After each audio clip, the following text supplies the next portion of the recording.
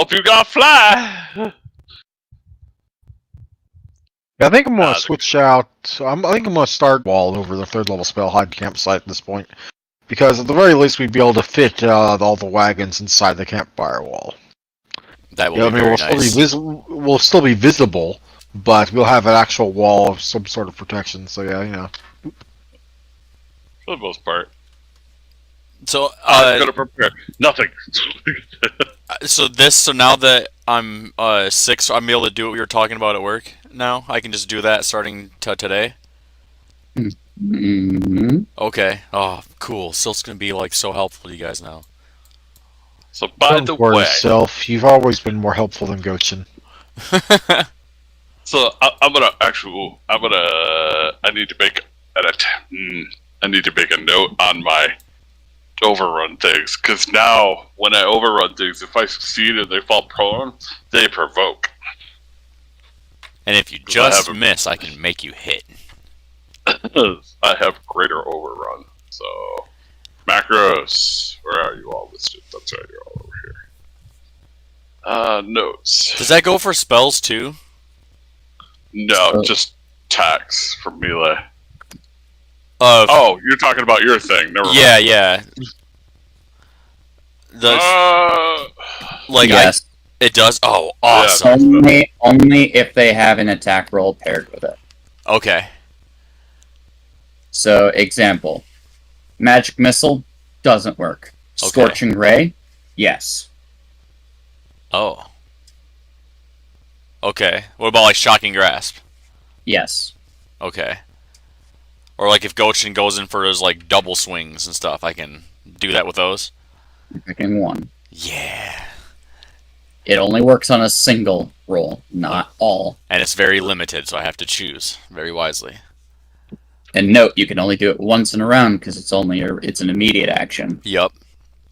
It's a clutch move. So cool. Right when we need it the most, I'll use it. I'll just save it for those moments. Where are we on the map right now? I mean, are we still like how far out are we from like the mountains or anything? We're near the mark. To go through there. Okay, I'll prepare something that can give Chompy the ability to swim. That's a good idea. I don't choose any spells this time around, do I? You already chose it. Oh, I did. Okay. Yeah, you'll get a new spell every level as a spellcaster. Well, for the most part, but yeah, every level. Unless you take a different class level that doesn't have a spell list. Okay, I want to talk to myself and test my macro to make sure this. Oh yeah, that's my spell. Okay. Your spells are added, Anna. Yay! I already printed them off for my thing, so I'm ready. So I have it in there. If Overrode succeeds, they provoke because they fall down, and it makes people angry, and then they can smack them in melee. I need to figure out how to print Arwen's thing out. The answer, you don't. I know. I need to. I need to have a physical copy. I need to start having to we'll figure it out later. Along with what you're doing there, because with my reach, if you're provoking stuff, then I'll be able to provoke stuff. Well, my whole thing is like, thank you, ma'am. is at the moment on one single target. If Overrode succeeds, I get Rampage defaultly, and then I can Swift attack, and then if they fall down, because they provoke, and I get an attack from that too. Mm-hmm. Can you guess what my next feat's gonna be? Vicious Stomp? Nope. Vicious Stomp does not work with the build. Oh, really? Okay. Yes, because I have Spiked Destroyer. If I had improved Unarmed Strike instead of Spiked Destroyer, yes. But I have Spiked Destroyer, which was what allows me to attack as a swift action with my armor spikes. instead of Okay. having to spend an actual attack. But yeah, no, the next one is gonna be combat reflexes, Oh, okay. so I can do it twice. So I have 2 attacks of opportunity instead of just 1.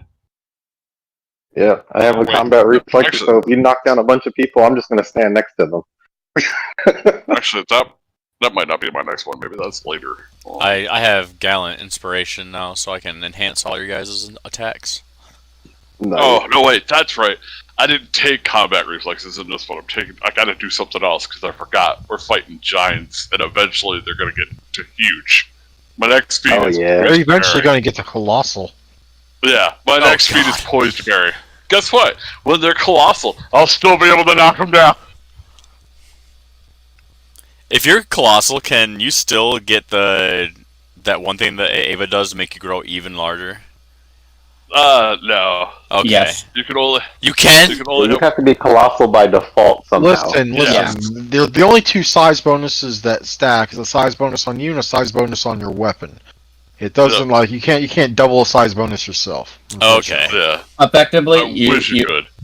effectively, Darlin cannot use his armor to get 1 size bigger, and then somebody else give him enlarged person. It doesn't stack like that because they are 2 polymorph effects. So Chompy would say if he gets Colossal, then you can make him even bigger, because he's by default Colossal size.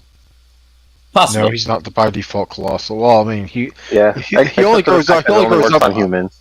Or humanoids. T-Rex is at full growth. Will only go up to Gargantuan, and also I think he only goes up to large because of reasons. What would be a Colossal Yeah. thing, and then like a dragon? Some dragons, yes, not Yeah. all dragons.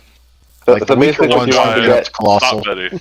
So if giants you would be want like to get to large Gargantuan? sizes, You'll find out. Depends on the I'll put it giant. that way. Depends on the giant. yeah, and instead of you actually getting to large sizes like that, you would just get your weapon to be hidden at larger sizes like that Oh, jeez. by like a lot of shenanigans. Don't worry. This is Giant Slayer. I'm sure that size is going to be a topic of conversation for the entire AP. Okay. Yeah, Fair enough. So, that being said, does anyone have any like last minute questions in terms of level up stuff that I need to help with or anything of the sort? What you eating? I'm just eating some ground beef and cheese. Nice. It's got pepper jack. Ooh, what? There's pepper jack on our pizza, babe. Ooh, well, I already ate it. I didn't even recognize it. Dang it. I wish I would have had time to enjoy the pepper jack. I just kind of inhaled the pizza. That's It's wrong. like, oh, no wonder why it was so good. Oh, I'll know this pepper jack later. So I suppose we'll go down the line and just talk about one neat thing that you got from each of your level ups. We'll start with Gochin. What's level 6 Nothing. look like? Well, for me, the one thing I got was 1 extra BAB. That is literally the most boring thing you could have possibly said to me. That's how I feel right now. I'm like, what do you mean you get nothing at 6th level? Is You- 6th I get level the really ability? that dead of a level? Yeah, because what they do is like if you're a creature that uses single attacks, then you'd be able to now do 1 extra attack at this level with your single attack, like And you're- taking a -5 bonus and such kind of thing, Are like, iterative. Are you a full BAB class? Yeah, Okay, so yeah, you are getting your second attack yeah. this level. Okay. Alright, well, I Yeah, mean, yeah, so- hey, so that's if I at was a least wolf, something. I'd be like, yeah, I have 2 chances to trip people this time or when I attack, rather Yeah, than that's just pretty 1. significant. That's still But- cool. But every shifter wouldn't really be going a build that does that. Mm-hmm. Fair. So, Well, I dead mean, level. You are a weapon fighter, so 2 attacks per round is still pretty good. But I get that already. But that's the point. Is like you get the ability to hit twice. It's still a big thing for you as a full BAB class. Okay. It is. It's a big Yeah. sport. Yeah, I could full attack now. I don't have to cheese full attacks by having people next to me or enemies next to me. He's just jealous because I can get 2 attacks in already. Well, darling, you are next. So what's the one fun thing for you out of this level up? Well, besides the knocking down thing, I get 3 attacks because if I knock them down, they provoke from me. I mean, that's still eating up an attack of opportunity kind of thing. So. Oh yeah, I know. But the other good thing is, I get more bravery. I get a +2 versus fury instead of 1. Okay. Okay. They now are wheels of cheese. They cheese everything. My build is very cheesy. I won't lie. All right. It's called the Dolgus. Dwarven Choo-Choo Train. Oh, well, Yes. Dolgus is best thing this level is, I believe, still a surprise. Mm-hmm. Well, we're not talking about the Chompy. We're talking about the dwarf. Dolgus is the best thing. Yes, I can do large creatures now with my wild shape. Oh, that's that's cool. Nice. Sadly, there's only like Chill out, there's only like 2 or 3 large-sized dinos. Everything else is mostly huge or bigger. That's fair. Yeah. You can summon like raptors now? Oh, I've already been able to do various raptors. Now I can do a bigger raptor. Ooh, yay. Like, I believe it's called the Mega Raptor. But yeah. Okay. Okay. Sylph, what's one fun thing that you're getting out of this level up? I know it's a little bit of a dead level for you. The Gallant Inspiration is pretty cool. That's a nice spell. Yes, because now it's going to allow my party to land those hits that they might have missed. I think the big victory here that the rest of your party might also like is that I don't know if they noticed, but their Inspired Courage has gone up to +2. Yes. It wasn't already at +2? Mm-mm. No. He was behind by 1. He's delayed by a level. Yep. Oh, well, I've had it at +2 this whole time. Oh. Because I think I asked at some point, someone was like, oh, yeah, so it's +2, +2. And I'm like, okay. Well, I mean, yeah, okay, I'll put it down there. And then when I put it down there, I've been using it like that for ages. Well, don't worry. Sylpha's been investing in his alternative favored class, which is going to let him be back at normal progression next level. Yep. Oh, good. Yeah. So I can fix the That's a thing. good way to compensate when you build like that. Was I Yes. the only one that had that in there as +2? Yes, because I think I forgot to Yeah. mess with your sheet because I fixed it for everybody else's. Ah, okay. So, Yeah, because worry. I had changed mine so it was a DM after we had failure. found I out the understand. first time. Yeah, now that Sylph's like gained the few little starting traits that I could off the rip, now I can go back to like barding it for a minute. Board. All right, Evina, what's one fun thing that you're getting out of your 6th level Magus level up? I got a new Arcana. Yeah, what's the Okay. Arcana? It is a familiar. That'll be Interesting. fun. That'll be very Ooh, fun. which animal did you get? Arwen. You took. Okay, got it. I took the box. Oh. Okay, that's cool. Well, what bonus does the box give you? What did we say it was? I chose. I forgot. What skill did you pick? Was it stealth? Mm-hmm. Okay, then yeah, it was stealth. I was trying to remember. I'm like, there was a lot of things I had to pick. So you pretty much have like a bear trap that can go invisible and lie in wait. Oh yeah, that's what they do.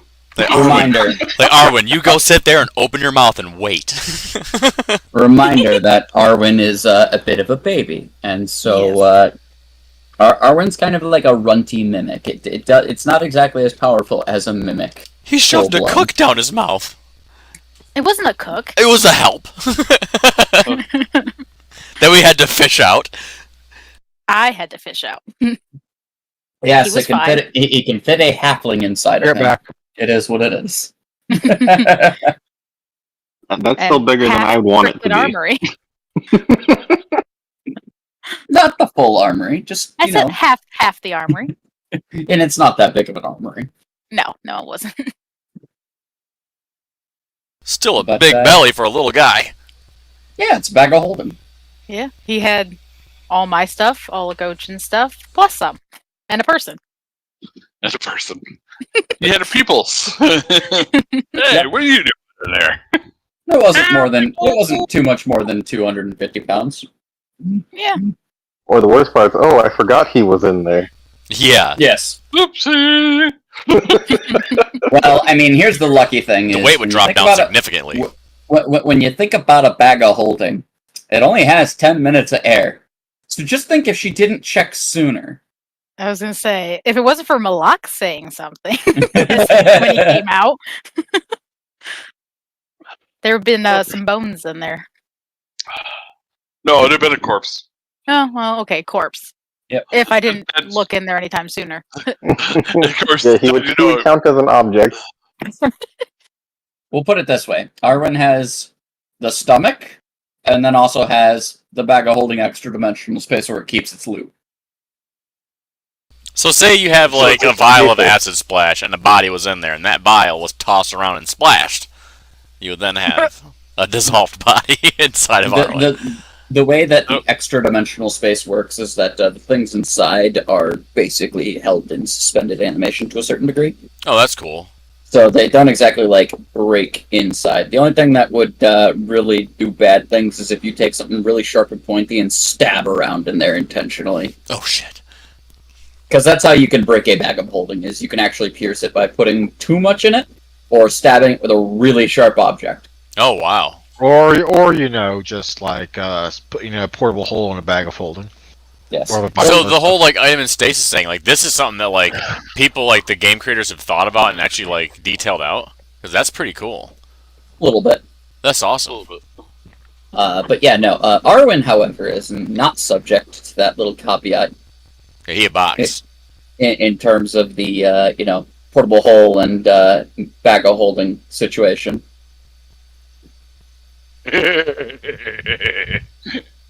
Anybody want to see a nuke?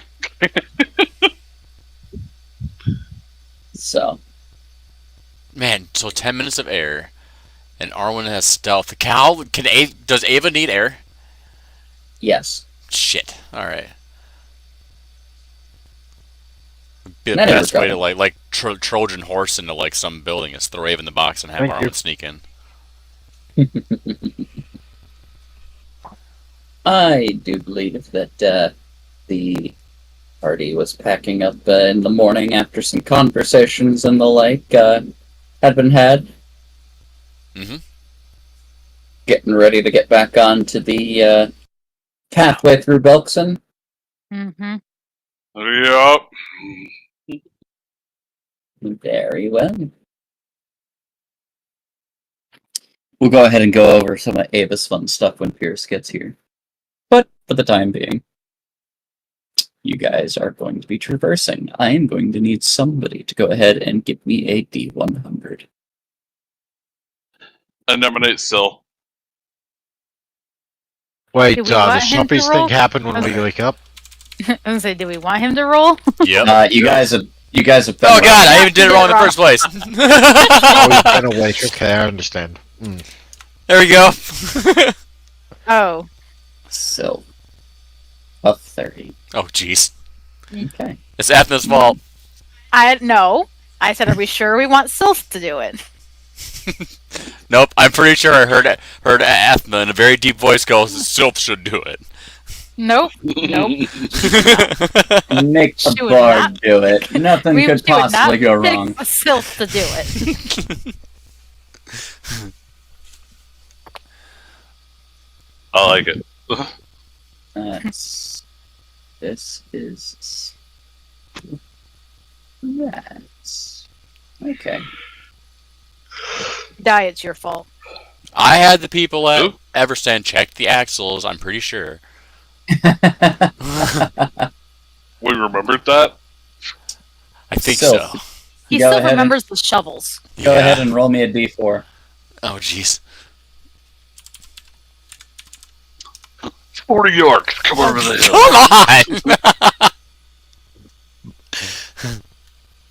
Come on! Note to self: do not let him roll. Now when it comes to important things. Nope.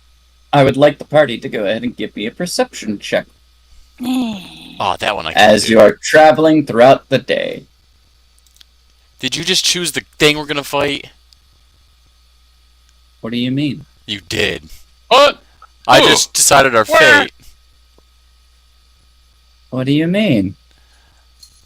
That roll was probably for like the creature you're gonna choose, and then that one was probably for like the amount of them. Andrew, we need you to save us. Oh, well, maybe not. Don't worry, Chompy is here. Chompy can save us. Can he though? I think so. Nope. No, he can't. Inquire? We all die.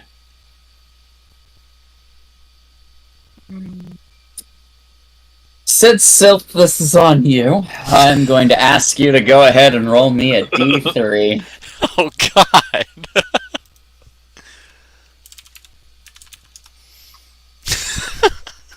Damn it, David. He's not gonna be any help today. No, How dare you be such a failure? I'm sorry. Watch it all be something good, and y'all been freaking out for no reason. It's gonna be crazy. I'm just probably gonna be like some dragon. No, it's It's probably gonna- a dragon It's gonna be a pack of rust monsters, I tell you. or rats. Okay. Where No. rats? So, unbeknownst to you guys, as you're traveling through a thicket of tall plainland grass and just kind of keeping an eye on things, you're still in your relative wagons or traveling nearby the caravan as the day kind of runs on a bit. You're making your way towards Ghostlight Marsh, which you can see in the distance, and a little bit of mountainous terrain not too far off to your eastern side. It is with a startling amount of surprise when a lone warg leaps out of the brush and rips Dregar off of the seat where he's kind of steering the reins for the frontmost caravan wagon, the fortune teller's wagon. And there's a guttural, yell. Not so much, like cry for help, but definitely a cry of surprise as the horses start careening off to the side, and the fortune teller wagon kind of comes stuttering to a halt a little bit as one of the wheels gets stuck in some rutted rocks and tangled weeds. The others, immediately go, "We got a problem!" As both Roddy and Kogan kind of whoa their carts to wagons to a bit of a stop as you all have a moment to react. It's the first thing you guys do. It's surprised as hell. I'm like, what the hell just happened? Golgus is how far away is it from Golgus? You guys are all in separate wagons, effectively. Each wagon's no more than 15 feet, so I'd say, Dolgus, go ahead and roll me a d2. You're in one of the back two wagons. On a 1, you're in the middle, and the 2, okay, you're in the middle one, so you're about 20 feet from the situation. Excellent. Move action, hop off the wagon. Standard action. There's oh wait, I don't even have that prepared. Damn sad. I'm sad. Never mind. Okay, what else can I do? I can't give him the stone headbutt of Buckrug's justice there. I am Yeah, sad. you'd need to run around to him, so... Well, yeah, I was planning on doing that next turn, but you know. Well, we're in loose terms of what rounds are. This isn't a full-on roll for initiative. This is one of your drivers has just been pounced on by a very large wolf-like creature and is now getting mauled by him. How does I the wish party react? I wish I had dominate animal, but I don't. And so I'm just going to have Dolgus literally run up to him with no fear whatsoever, ready to cudgel him with his stick. I was gonna try and run up to it and bull rush it to knock it off. Give me a bull rush attempt. And go ahead and give me an attack roll there, Dolgus. Would I have the ability to charge at it or no? Probably not. All of this area is Okay. relatively difficult terrain. Gotcha. Oh god. Whoa. Hey, look at the ones! Woo! The difficult terrain is definitely being a hindrance. As the thick grass seems to ensnare your armor there, darling. And Dolgus, the thrashing that Dregar is doing while trying to get this warg off of him is certainly not allowing for your less than stellar cudgel skills. Can I fire a shot off at it? You can certainly try. Go All ahead and fire a shot.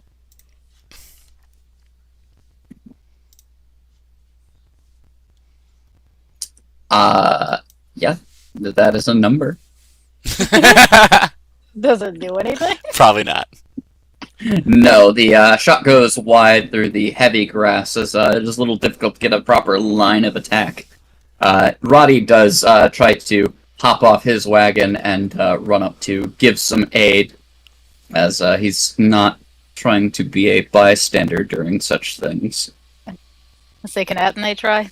Absolutely. If everyone's kind of trying to run up and like wrangle this warg, feel free. Yeah, Gochen's going to be rolling initiative. There is no initiative. It's just let me know what you're doing. that's what he's doing. He's running up to go murder. Okay. So he's getting up trying there to and eat his trying to help. person. He wants to get it off by killing it. Run up on it. Roll for initiative, bitch, and just kick it. between Roddy and Ethna, there are two solid strikes, despite some of the grassy cover, as both of you kind of inflict a bit of a wound to it. Let me see. Excellent. Athena just No, does it's a wonderful job there. Wonderful job. Yeah, It was all Yes. And Gochen would be going ape as he comes up. So going ape.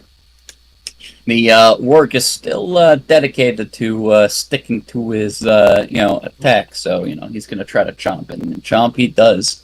He's just savagely biting into Dregar, who's trying to fend him off as best as he can. Dregar is a pretty sturdy orc, but he's getting pretty messed up. Yeah, wargs are pretty big. Oh yeah.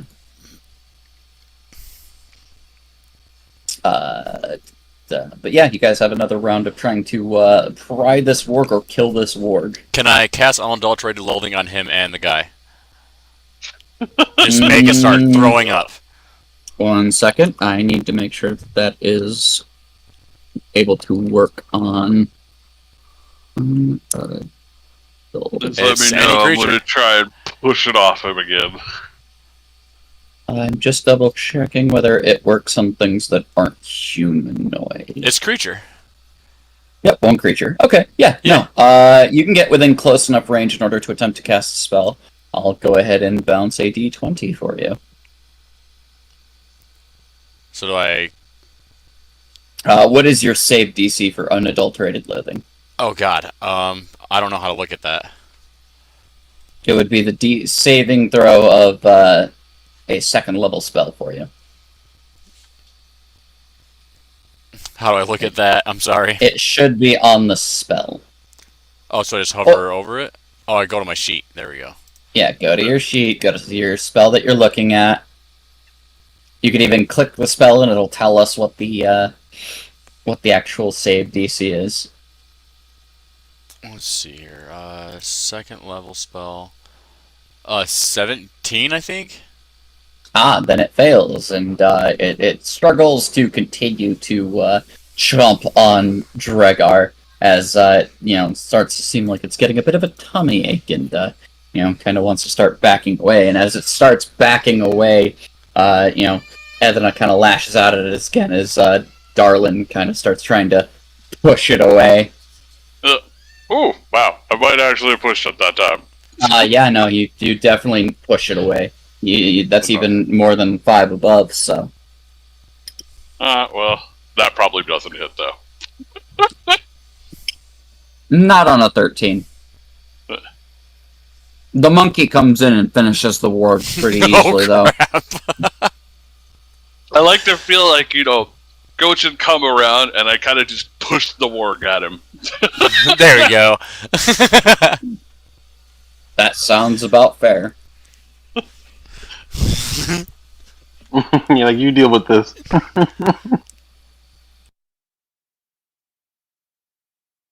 But yeah, no, the Warg is slain, and by all technical standards, there is a fresh corpse for whatever the heck you want to do with it. But getting a look back at Dregar as he kind of tries to stabilize himself, his left arm is fucked up.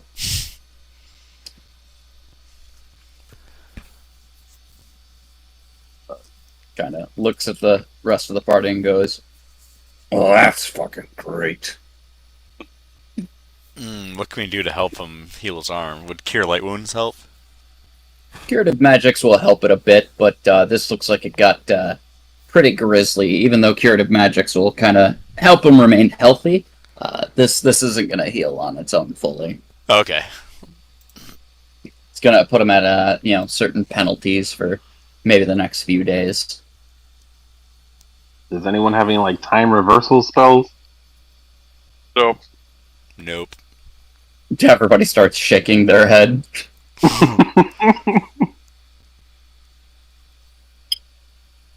Could be worse. It could have taken the arm. Yeah, we'll get him fixed up ish and put his arm in a sling. There we go. I will need a heal check for that. Anybody have heal? I do not. I just know what to do. I don't know how to do it.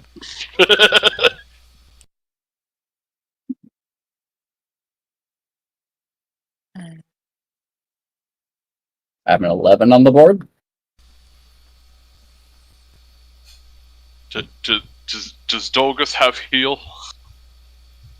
Does Dolgus have heal? The skill? Yes. Oh, I have Absolutely. the heal skill. Yeah. Yeah, I'm not good at Good. it. Good. There Yay, we go. Dolgus might Dolgus. have. So between Dolgus shoves you out of the way. Ah, damn idiot, Pinkskins. That's not how you do it. Here, I'll show you how to do it. This is how you do it. Oh, hey, do you have anything you care about? Yeah, Okay. think about that, and, here, bite down on the stick, and he'll shove a stick in the guy's mouth. Very rustic. Yeah, that's what I figured. between Sylph handing you things in order to work your magic, you're able to help get Dregar in a little bit of a sling, but he's not going to be able to fully drive all that well on his own. I feel like Ethna tried to help by like ripping up some cloth, and she accidentally ripped her shirt a little. So she's like, "Damn it!" Just in a frantic crap. I just bought this. If only she had something that would help her mend her clothes. I know. It's like the spell bending Or an item. Or the ring. or an item. Yeah, I haven't put that on yet. I was actually gonna do that soon. I'm teasing, mostly. But yeah, no, you guys are able to help attend to Dregar a bit and get him back on his feet. But somebody's going to need to drive the wagon now. Do What skill not is that? ask me to do that. That Not is it. either a handle animal or a profession wagon driver. I shit. don't got either. Don't ask me. Profession Teamster. That's I have profession some Teamster. handle animal, but I have a Russian negative Teamster. 1 for handle animals, so yeah. Oh, never mind. I don't. It's untrained. I just wanted to see Yeah, what it you are. was. It is untrained. Yeah. Okay. I just wanted to see if it was untrained or not. I didn't want to go all the way to my page. Yeah, I'm in the same -1 boat. Anybody have handle animal? the dwarf. Nope. Maybe? Yes, I do. The other dwarf. One, I'm not a dwarf. I'm a lizard folk. My character's lizard folk. Get that right. Yeah, he's a lizard. Okay. Wizard. A non-green lizard. Wait, with the L. Yeah, lizard. Lizard. There we go. 15 with Chompy. Chompy's right there. Therefore, I'm with Chompy. Therefore, I get the bonus. That's not quite how that Chompy works. is translating for you. The Chompy's like, "If you don't go, I'm gonna bite your toes off." So Dolgus assumes the driver status of the fortune teller wagon. like it. Yes, and he only takes up about a quarter of the seat because he's squished to one side. Chompy is sitting on the rest of the driver's bench. Fair enough. But yeah, I mean, you are technically the lead wagon, so you will be guiding the expedition where it Oh, needs this to can't go. horribly wrong. Oh, Into the swamp, I say! Into the swamp! Well, we know So- that, so at least you can do that. I'm going to need from Dolgus a survival or a knowledge geography check. We end up going back to the fort.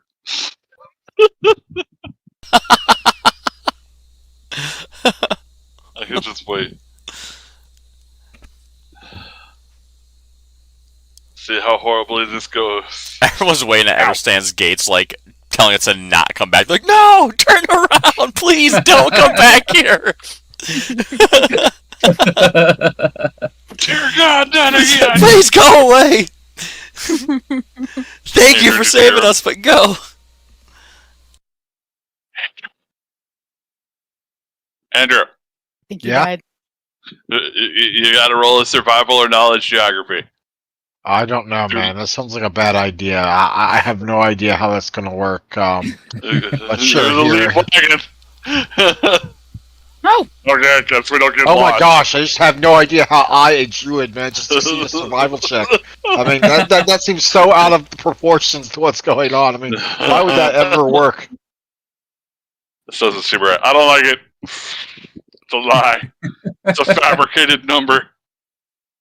A fabricated number? What? They stole the election.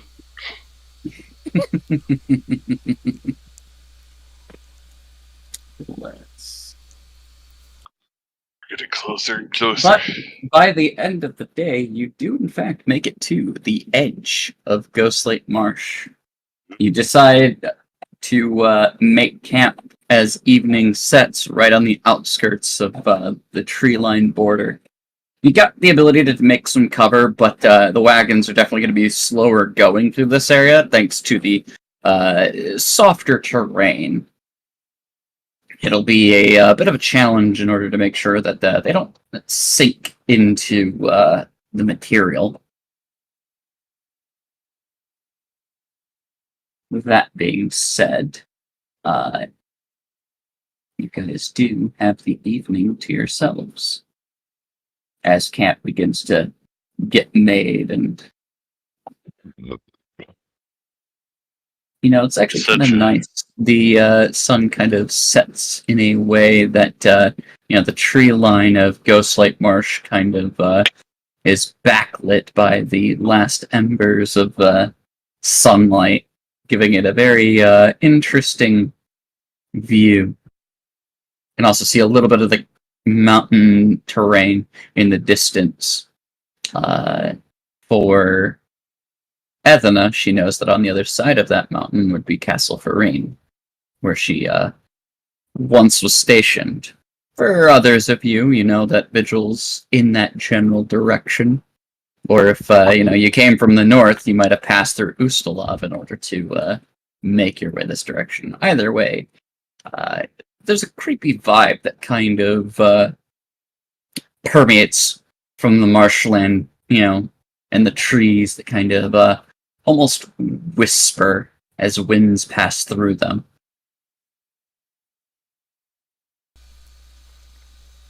So, I just want to make sure I'm up to date on our knowledge about the swamp. We know the ghosts are actually will-o-wisps. Correct? That is the suspicion, yep. Okay. We made knowledge about the will-o-wisps. We know they can turn invisible. We know that they're aberrations, and I think that's all we really do, right? Mm-hmm. You know that they do electrical attacks. Electrical, that's right. Isn't there the lizard other, people that live in here too? that was you- the other thing. Yep, you Yeah. do believe that there is an Aruxi tribe that That calls the swamp home. That one. I was not going to butcher the name. I don't remember if we know if they're hostile or not, though. You do not know that information. No. It's just like, was pretty sure we didn't know if they were hostile or not. So yeah. Okay. You also know that Marrow, another somewhat intelligent species, lives within the swamp that do tend to be hostile. Marrow are like not quite fully fish-like people, but they are definitely bipedal and have some, more They're kinda fish-like. Sahagin. They're like land Sahagin. Okay. They're like a cross between an ogre and a fish. Gotcha. So big and dumb. They're by all intents and purposes, they are considered humanoid Okay. with aquatic, and other mixtures of things. So they're assholes in most cases. If anyone would like, they may go ahead and roll me a knowledge local check to see if they know anything more about the Marrow. Oh, look at me. Knowledge check what? Local? Nope, don't got that.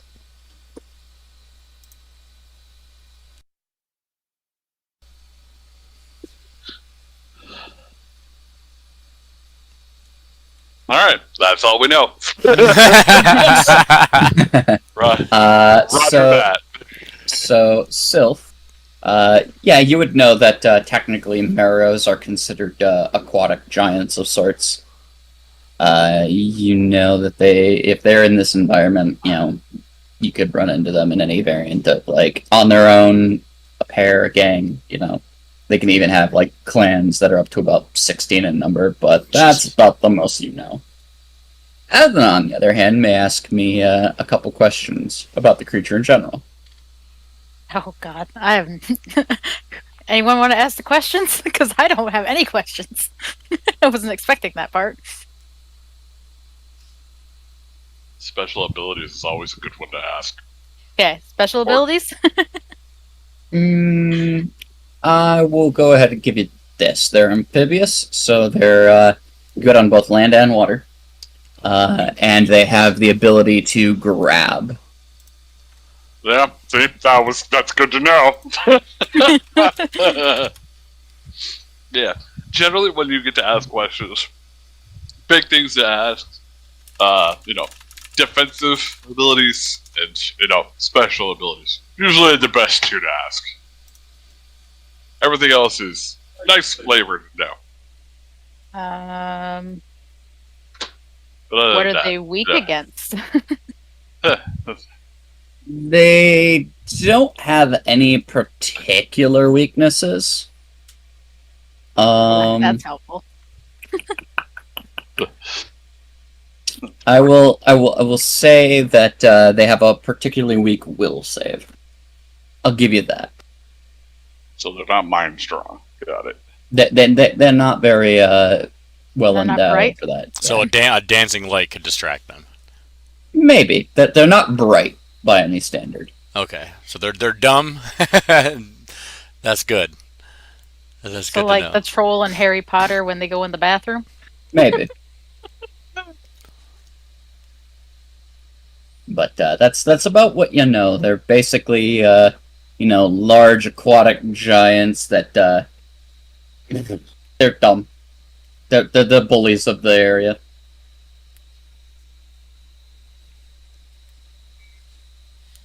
They're grizzly water bears. No, That being said, They're land sharks. Yes. I knew that was gonna come. Don't worry, they exist in Pathfinder. Oh, you will soon learn about my obsession with forest and land sharks. they're called boulets. Thank you. Yep. What? There's actually really? Oh my god! Yeah, no, I wasn't lying. You are making my day right now. And to be fair, this area is well known for boulet attacks. What? Oh my god! I love how you thought I was joking. I'm looking this up. I want you to understand something there, Sylph. The random encounter table that you guys have been rolling on does in fact have a boulet encounter if you roll properly. Oh God. I'm gonna let you know if that happens. There they are, the boulets. Oh my god, they look awesome. Okay. And it can be anywhere from 1 to 4 boule. Wow. Holy crap. Yeah. So, Don't so, tempt me. so, guess how I know they actually exist? You fought one? Guess what? No. Guess what Darlin's fighting style is based on? Really? A boulet? Yep. Okay.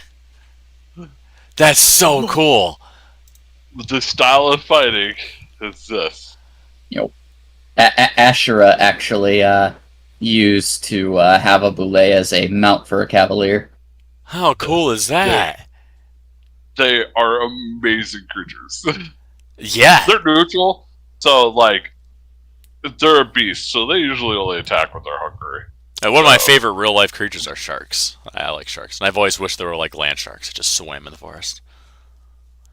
Yeah, they're everywhere. They're not just in the forest. They're in the deserts. They're in the mountains. They're all over the place. Oh, wow. And they're considered a magical beast, by the way. Oh, that's cool. Yep. So they are slightly intelligent. The funny thing is they're land sharks because they've got ridiculous acrobatics to leap at people. Yep.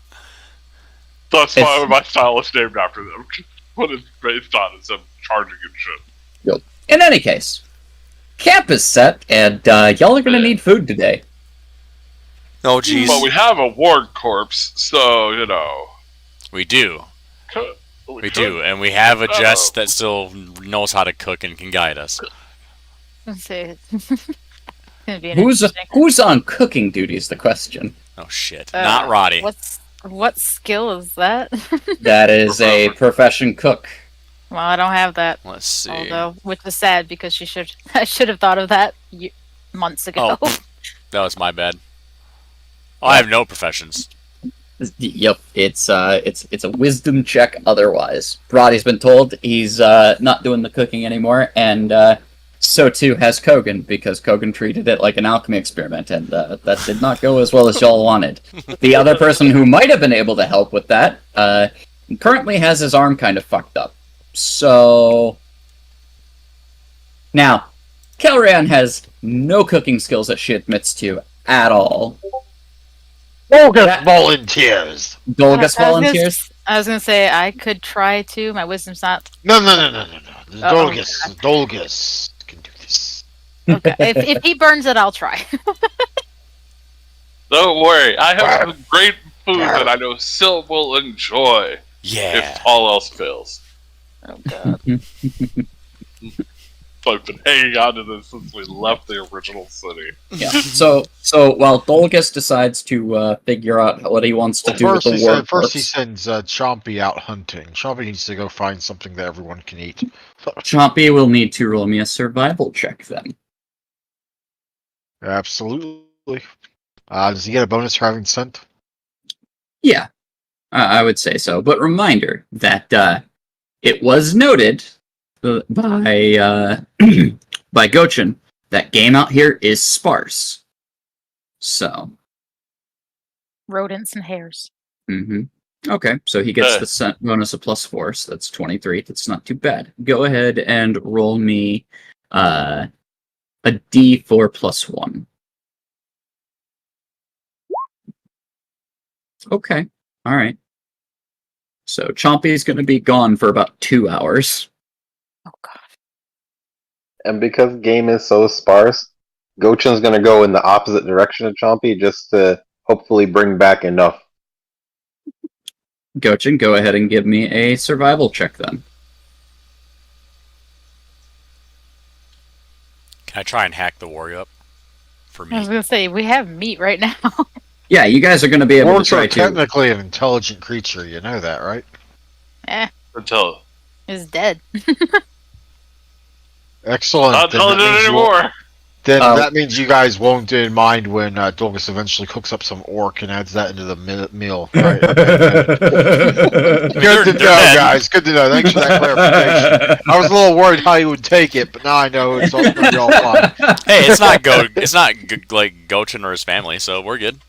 Because out of character, I was literally about to like message Zeno and be like, "Hey, whatever meat Chompy brings back, Dolgus will like put parts of Chompy's leftovers from like that orc arm into there."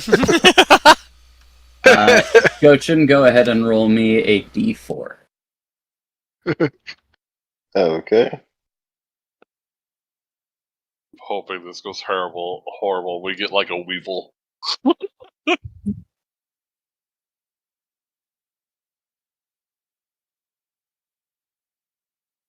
Okay. So Gochin's going to be out for 1 hour. I would like for both Andrew and One to go ahead and roll me d100s.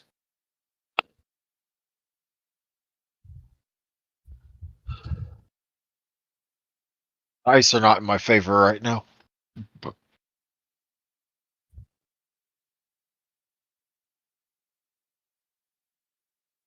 Ooh, me either.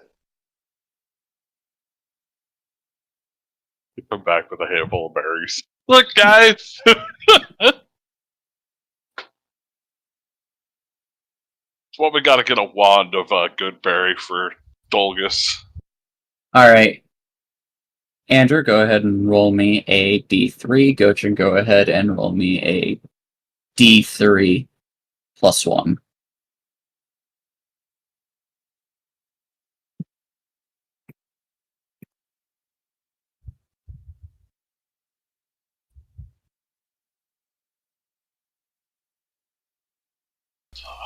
I'll be right back. Okie doke. So we'll get back to them in a little bit. What are the rest of you doing while your compatriots are out hunting? Dolgus is... Go ahead. I'm sorry. There you go. I was gonna say, I'm gonna prepare a beautiful meal for Syl called Wonder Meal. Wander Meal, sorry. And he didn't hear you because he's not even at his desk. It's great. It's even better. And while you're doing that, Dolgus is bit by bit in like tiny little short hops, about like once every 10 minutes, moving it a little bit closer. He's got Chompy's leftovers bag, that satchel where you hold all like the leftover bits of people that Chompy was munching on as part of his roadside rations. Yeah, he's going to kind of quietly skin it while looking over his shoulder to make sure no one's realizing what he's doing. What is everyone's perception bonuses? 1. Minus 2 low to see at this point. You're way too far away, so it would be Sylth and Darlin and Ethna that would have passive perception to see what's going on. I will require Dolgus to roll me a sleight of hand or stealth check. Sleight of hand is, isn't that, Okay. Isn't it trained only? This is just the art of concealing. So, either one works. That's actually decent. That's choppy. Oh, right. Yeah. Yeah, okay, let me see. They're both -4 for Dolgus. Shoot, I wasted the good roll. Yeah, no. Oh, God. Well, but my perception bonus is a 1. So Where's my perception? Yeah, but distance. How far away from you are you from? I told you I'm in the cooking area making up Wander Meal. Yeah, so Dolgus is trying to, hide what he's doing a little bit. You're making Wander Meal not too far away. And even with your dense as hell perception... You realize there's the meat he's chopping up, at least the outside is green. I will look at Dolgus and go, Dolgus? I hope that's for Choppy. Yeah, what? I hope that's for Choppy, because we don't eat people. Well, I overheard the what's her name? It starts with an A. Athena? Athena, yeah, she's thinking about eating the warg, and wargs are not much different than you pinkskins. Sure, they got fur, but they're still pretty, about the same in the head. So I figure, if they're okay with that, they'll be okay with eating some of Chompy's leftovers. You might want to eat the pork. I definitely don't want to eat a stinking beast. They roll around in horrible muck. Is that like normal? Is that like a pink skin thing? Yes.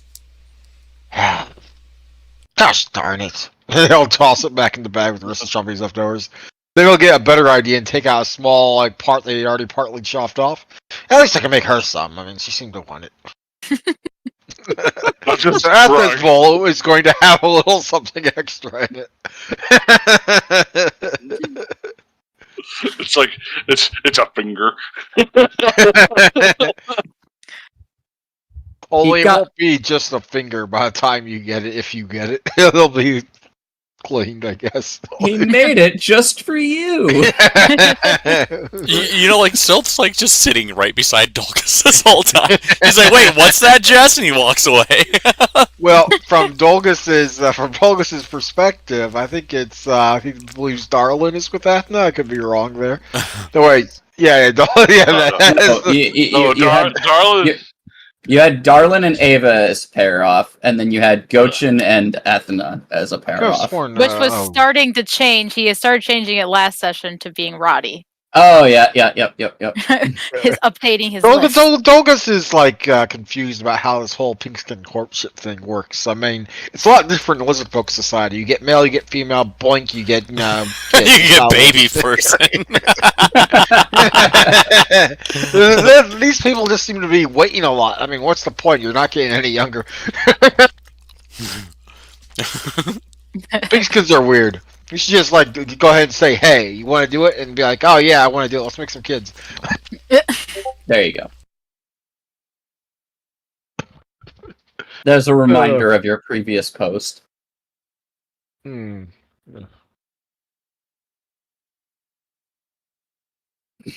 any regard. So Silt goes and visits Jess.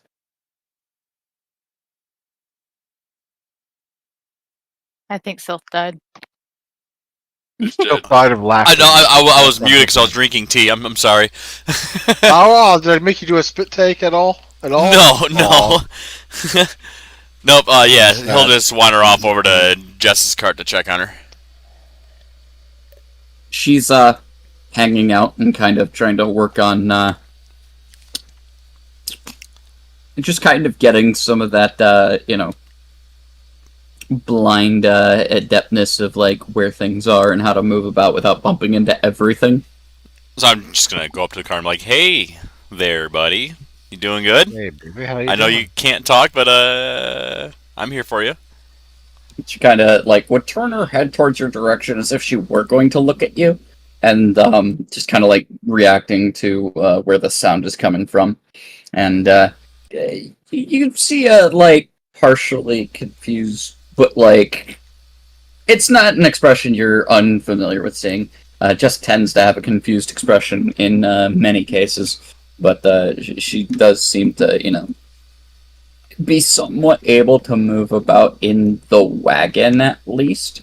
It seems that over the past couple days she's gotten a little on the familiar side of at least where general things are. Yeah, I'll just sit next to her and just explain to her how the sunset was, the colors, and the warg attack and all the stuff that's going on. Since she can't really see it, I can at least explain it to her. She's old enough to know what colors and what sunsets look like, so I can just kind of explain. So, in her mind, she can see the sunset. She has managed to get parchment and charcoal enough to kind of write little notes back and forth. The handwriting is somewhat abysmal. It's legible. You can still read it, but it's like reading child scratch. Yeah, he'll look down and be like, "Good job, Jess. Yeah, just keep practicing. I can actually read it this time." Whatever it may say. And he's tilting it left and right and up and down. You do get effectively a thank you for being so supportive and helpful. And I look down. Yeah, you're welcome. Anytime. You remind me of a young friend of mine that I used to travel with. There'd be a who is that written down. Another day, another tale. Just know she was important. There'd be a nod and not so much a scribble, but just kind of like a trying to find what relaxation she can at the back of the wagon. Yeah, he'll just lean up against her, and if she needs to lean on him, he'll do so. Then he'll just sit there and talk with her until things are done on the outside. At this point, like, Jess kind of has gotten like a one of those like blind monk, cloth bands to kind of like go over the eyes to kind of help keep things from, just flying into her face, while you guys are traveling, so on and so forth. Oh, hang on, let me get that. And he kind of puts it behind her head and ties the knot a little bit tighter and flaps her ears out from underneath it because they're all bunched up and looking weird. Can't be looking all goofy with their new fancy eye sash. There's like what would probably amount to a little bit of a giggle, but like there's also that instinctual reaction of like it hurts a little bit and it's still muffled, but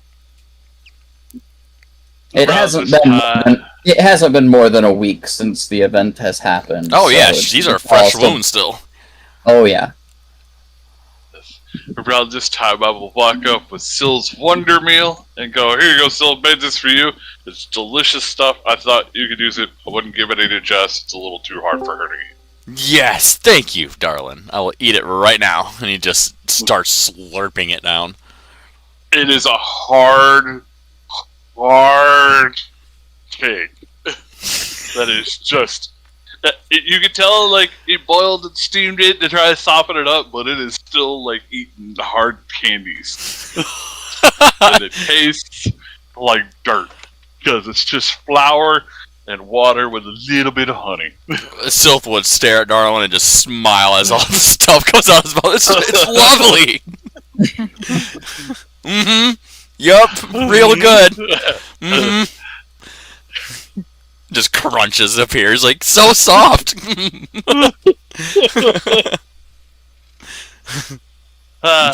Jess would like kind of scribble on the parchment and hold up a piece of paper for like both of you to be able to see. What One, horrible message. More, it's poor Sylph. Never heard of Wonder Meal before. The bottom line is, feed that to me, and then it's just like incomprehensible after. Good, she retains her firecracker self. Good, hell yeah. Go, Jess. Darla just marked as his goal was accomplished of making Jess giggle. And he walks away. So what's Sorry, go ahead. Go ahead, no, go. Feel free to finish. I was going to say, originally I had bought this to give to Roddy. When stocks were low. But this seemed more appropriate. Fair. Yeah. But it's filling, though, Syl. It just tastes like crap. Oh yeah, and he was very appreciative towards what you did for him. welcome, Purist. It's snuck in. Hey, Discord's being a shit and won't update, so I'm on my phone. Oh. For once, ours isn't going in and out and making everyone robots. Robot. Don't jinx it. That's true. Yeah, that's true. I can't jinx it. Knock on some damn wood now. So There we go. Knock on your head. Purist, you finish your level up and everything? Yeah, should have. Okay. What's one cool thing that you got as Ava this level? The only thing Ava gets at level 6 really is spells. So third level spells. That's what I get. Ooh, third level spells are still pretty cool. I know you dropped a haste emoji. Yeah, y'all are getting haste now. Yay! Oh, Lord. Cannonball! Fancy book. Mm-hmm. Well, while you were away, one of your drivers got mauled by a warg, and is unable to drive the wagon, so we're having Dolgus drive the wagon. It went well. Better than we expected. Let's put it that He's way. also cooking. He is also taking up the cooking duties, as Kogan's been banned from cooking. Roddy's been told to not cook, even though he did okay the last time. Dregar, who was the one that could cook, probably, is no longer able to due to his incapacitation of his arm being fucked up and everything. And Calrian does not really say she's got anything in the ways of cooking skills, as she was never in charge of the mess. And Ethne will be the backup cook because she should know something from cooking. Possibly. But, so Dolgus is currently trying to cook. Chompy and Gochin are out hunting. We'll see what they get when they come back in about an hour or two. And the caravan is currently camped at the edge of Ghostlight Marsh. You guys have not entered, but you are getting to the point where it is going to be a little more difficult to move the wagons through the softer terrain. I'll be right back. Eva's gonna spend 3 hours or so to try and learn Fireball from that fancy book of hers. Ooh. Okay, that works. That will be a spellcraft check, I do believe. You'll have to give me a minute because my computer just crashed. So Not a problem. Take all the time you need. But other than that, she's just gonna be sitting there looking through the spell books and stuff. Mm-hmm.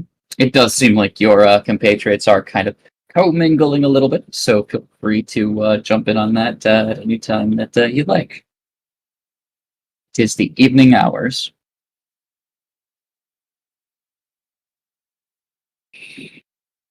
But I suppose that while Gochin is the first to return in the hour, he gets back just before light is completely gone.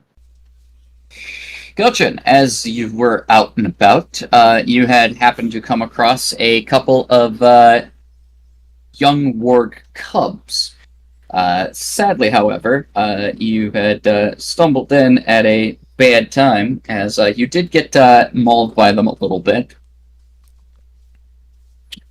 You were able to bring them both back if you so chose, but they definitely fought to the death. No, he would leave them because that's not food. Yeah, they are definitely small and definitely not a whole lot of meat on the bones, but they definitely would have attacked you. So the question is, would you have killed them? Only if I had to. Like, if they're not threatening enough to my life, I would leave them. If you would like to attempt to leave without killing them, I will require a escape artist or a fortitude. Fortitude's gonna be.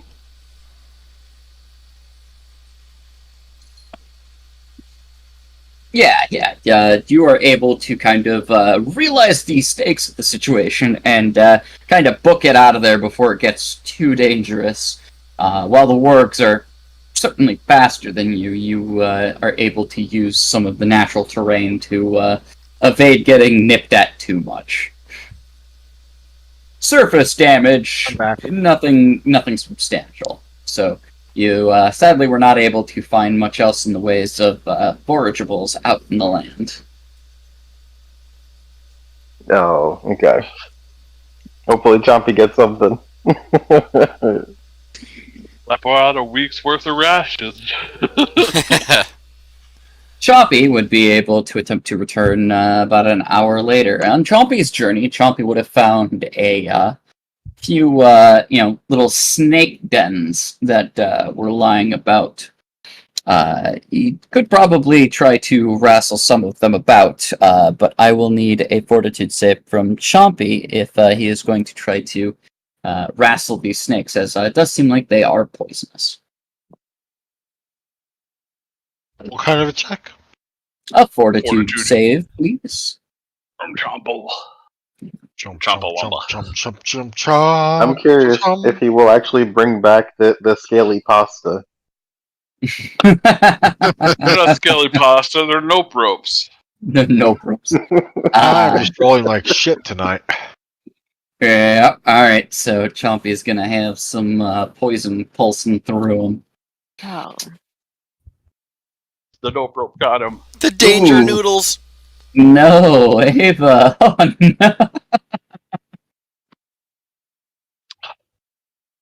I forget, what's the check on that? Is it 10 plus the spell level, or is it 15? I think it's 15 plus spell level. I don't think it is. I think it was 10 plus double spell level or something like that. Let me check.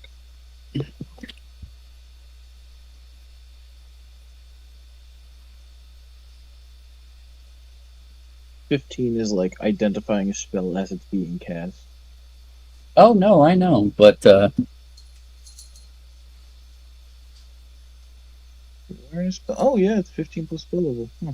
yep. It is 10 plus double spell level. Yeah, you get an 18. That is a nat 1. Sadly. And I do believe that means that you are going to be unable to add Fireball to your spell list for a week.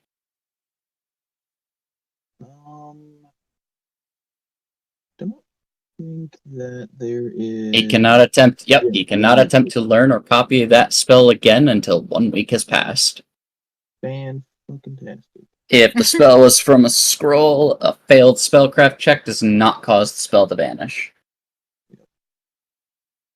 Well, whatever. I can only prep 1 spell a day for 3rd level, anyways, and it was going to be haste. So That is fair.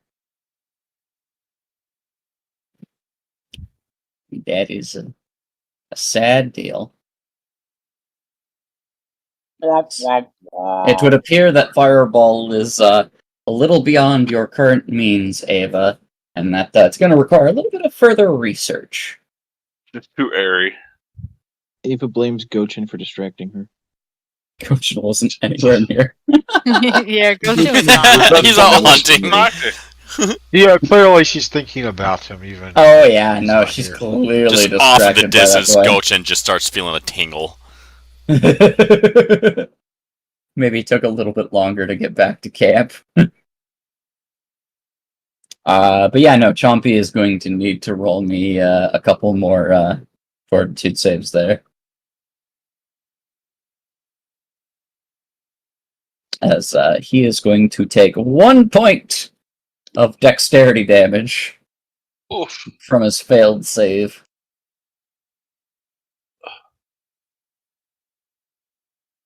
You can do it, Chompers. We have faith. What is Chompy doing? Chompy needs to roll me another fortitude save, as he did in fact get some of that poison. Yay. He found danger noodles. Oh yeah, he's fine. He's fine.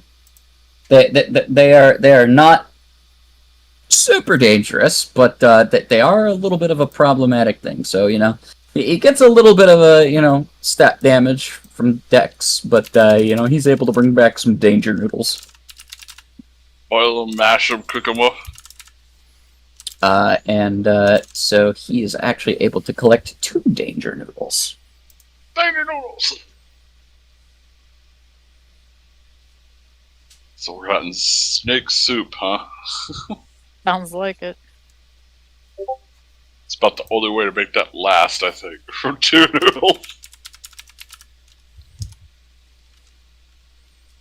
No. Oh, damn.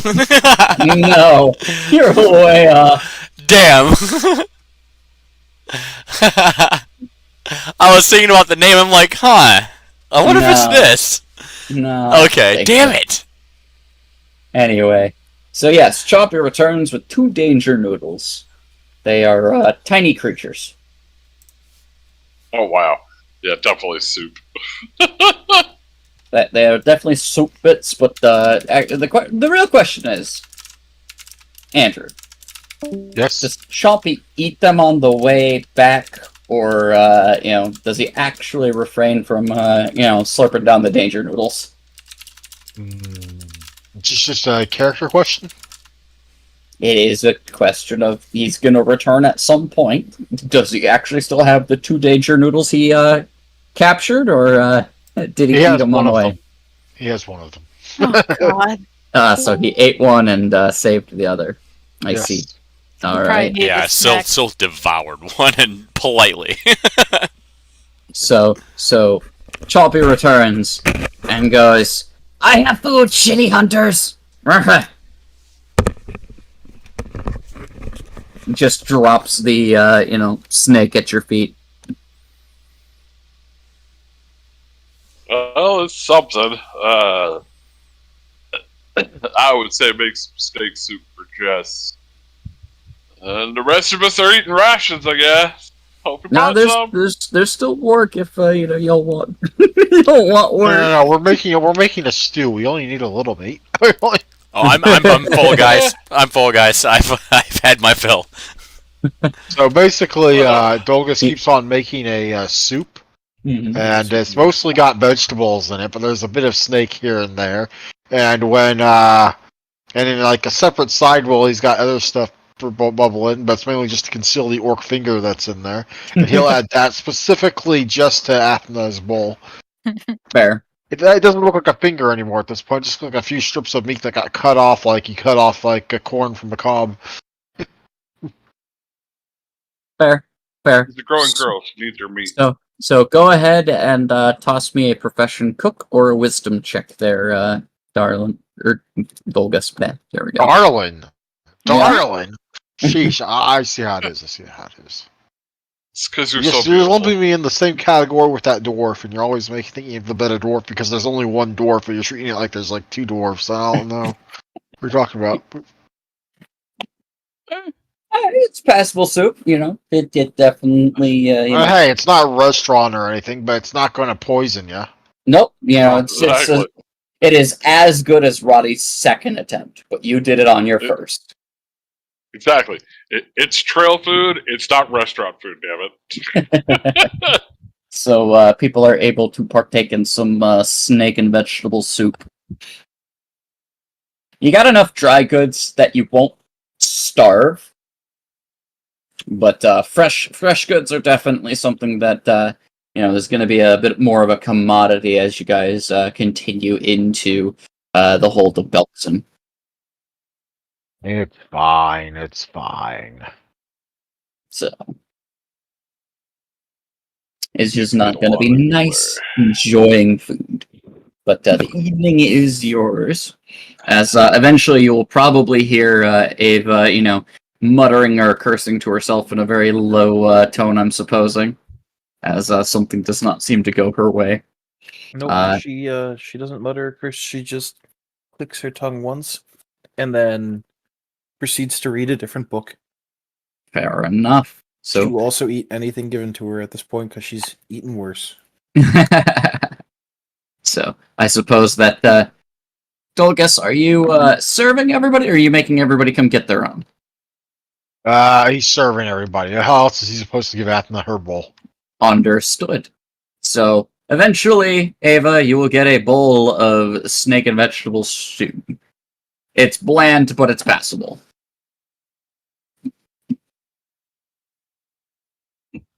Yes, all the little green strips of meat extra that you got. Hey, It's not obvious. he skinned them. There's no longer any greenness there. I mean, let's be honest. I will let the party do the role plays of their own volition.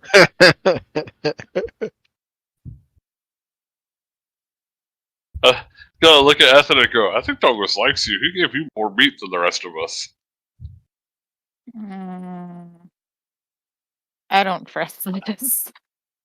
I'd This be shit doesn't careful, look though. like anybody else's bowls. It's Well, it looks the probably a exact mating same. What ritual. are you talking about?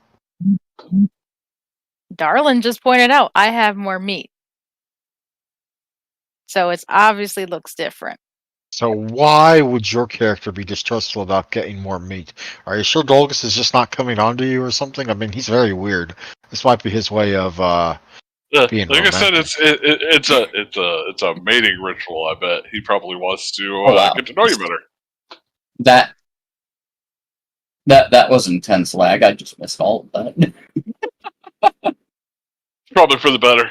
Yeah. I'm calling out some meta stuff here. That's all. I will put my GM sense on this to a small degree. During the time that you guys have known Ethna, you do note that she is relatively suspicious of most people and is fairly reticent and bitter to most interactions. hmm That's why Ava likes her. Mm-hmm. But in this case, I would say, Ethna, I would like a sense motive check from you, Okie dokie. as you have been given a couple reasons.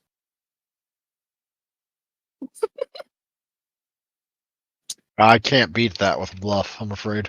Well, it's not so much a bluff. In this circumstance, I had a set DC of like what may be going on here, and it seems that from Dolgus' side of things, he is interested in getting you to try his creation, and he thinks he's done some good here. You know, I'm fulfilling her desires that no one else seemed to want to go along with. this is slightly uncharacteristic for Dolgus to take an investment in another person, so maybe he's a little bit like you in that regard. I'm encouraging her to think like a lizard. So you don't sense any hostile intentions out of it, and you don't think that you're necessarily getting a bad deal per se. Mhm. It is a little strange on the side. Dolgus doesn't normally pay any attention to most of you, but maybe something has happened in the last day or so that's given him a new sense of interest towards you in particular. What that might be, you're not sure. But in this circumstance, yeah, you got a little chunkier bowl of soup. You know that he was on food duty. Maybe he, thought you might like something in particular.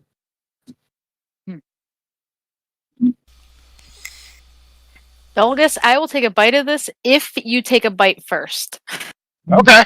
Dolgus will absolutely take a bite of it. And it has to be a big bite. It can't But be it a is, little it bite. is an absolutely big bite. He thinks he's a lizard folk. Lizard folk practice cannibalism all the damn time. This is normal for him. So yeah, that Dolgus takes a bite. And I only said I'd take a bite. I didn't say I'd eat the whole thing. Nope. Not that Edna has much of an appetite nowadays, but Much of an appetite. What happened to ruin her appetite? Oh, just some Life. drama. Life Life. fucked up her appetite. She was planning on going to visit Kogan's little wagon after dinner anyway, to go to bed. Ooh. Yep. So in this regard, you are able to take a bite of the soup, and I don't imagine that it tastes too different. Like I said before, it's a relatively bland mixture with what is about. It's not terrible. It's not great. It might taste a little gamey due to the certain bits of meat that are there, but it's certainly passable. It's not nearly as bad as some of the military gruel that you probably had to deal with. Probably. But it is a healthy helping and a nice gesture to you. So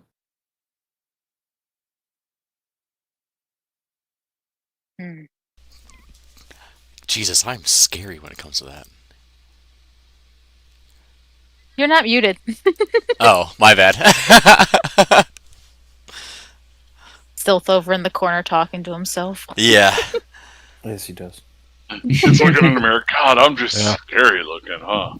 Dolgus leaves that alone. He thinks Sylph might be finally discovering one of Balkrog or his kin. His skin faintly glows. But Athene will just look at Dolgus like, I appreciate the gesture, but make sure it's equal next time for everybody else. Okay, fine. Yeah. Sorry, I was just trying to. I mean, you seem to really want it, so I was just trying to, be nice. Isn't that what you Pinkskins call it, being nice? Yeah. Okay, not doing that next time. That was dumb. I shouldn't do Pinkskin stuff anyway. All right, talk to you later. Bye. Sounds about right. So I was like, alright, won't do that no more. I tried to be nice. They told me I should be nice. I tried to be nice by their whole pink skin shit, and it didn't work out. Oh well. I was right all along, and they just didn't want to admit it. It's fine. Roddy would kind of chuckle a little bit from the wagons, like, You know what? You did I good. offer Roddy the bull.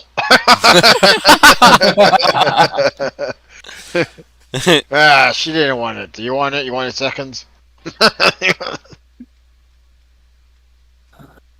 1 second. Oh, do that. Now I can see all the things again.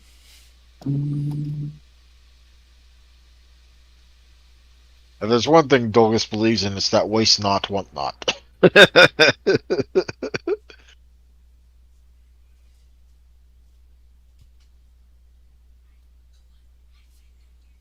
Roddy'd look it over. It doesn't look like you've done too much with it. Sure, but, you did a good thing trying to be nice to her. I don't think she, gets that a lot. Yeah, fair enough. She always seemed a little weird. I mean, weird for pink skin, not like, weird in general. I mean, all pink skins are weird to me, but, yeah. I don't know, just general read. I've kind of seen her expression before with some of the more veteran guards back at home. Sometimes they just see some stuff that they can't unsee and does things to them. Yeah, I mean, that happened back home, too. I mean, occasionally you'd have, like, one older, member of a tribe that had to gouge out their own eyes. Something about seeing too much. No mortal lizard should ever see certain things. I mean, even if they want to. That's pretty insane.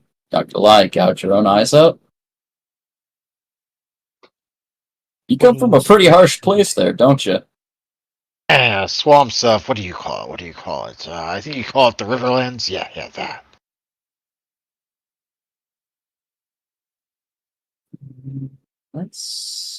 I mean, my people call it the Akuna Mata, and that's where we go for it from there. It largely means shitty place that's home or something like that. I don't really know how to translate it that well. I mean, it's call it like probably a 50% accurate translation. I getcha. I am bullshitting that off the top of my head, by the way. No, it's perfectly fine. But Roddy would accept the bowl and kind of give you a smile. It's like, you're not so bad when you actually like to socialize with people.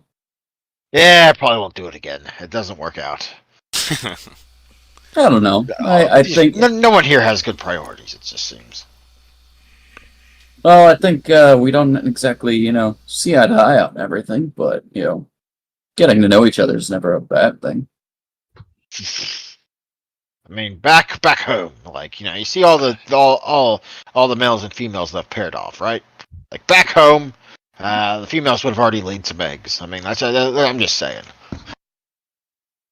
I see. I guess that's a little different. Here they are dancing around each other like I don't know, like sexist doesn't exist. I don't know.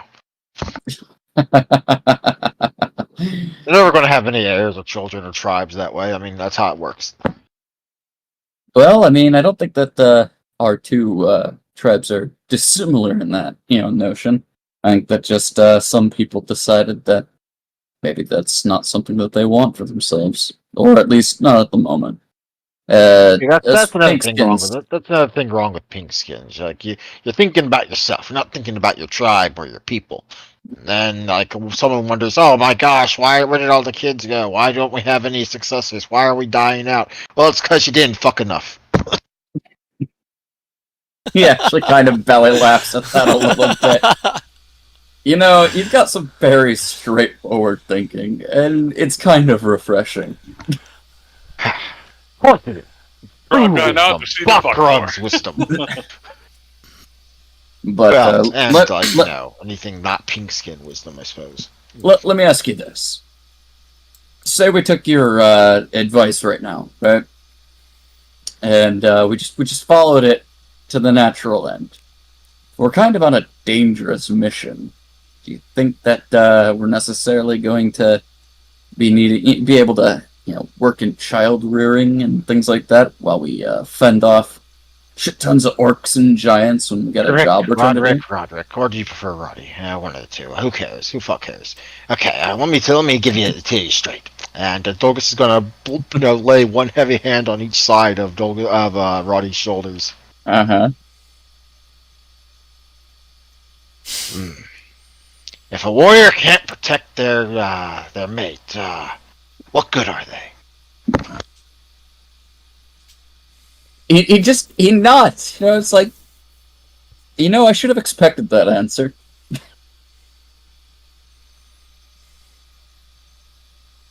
And if anyone's getting offended by this, this is just Dolgus having a lizard brain. Mm-hmm.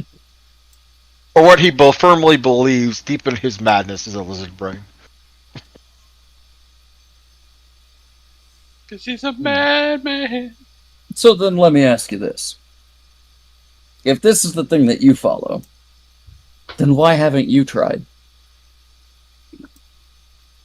Well, I mean, it's kind of hard to reproduce between a skelly kind like me and a pink skin like one of you. Yeah. I don't got that kind of magic. Bakrook doesn't give it to me.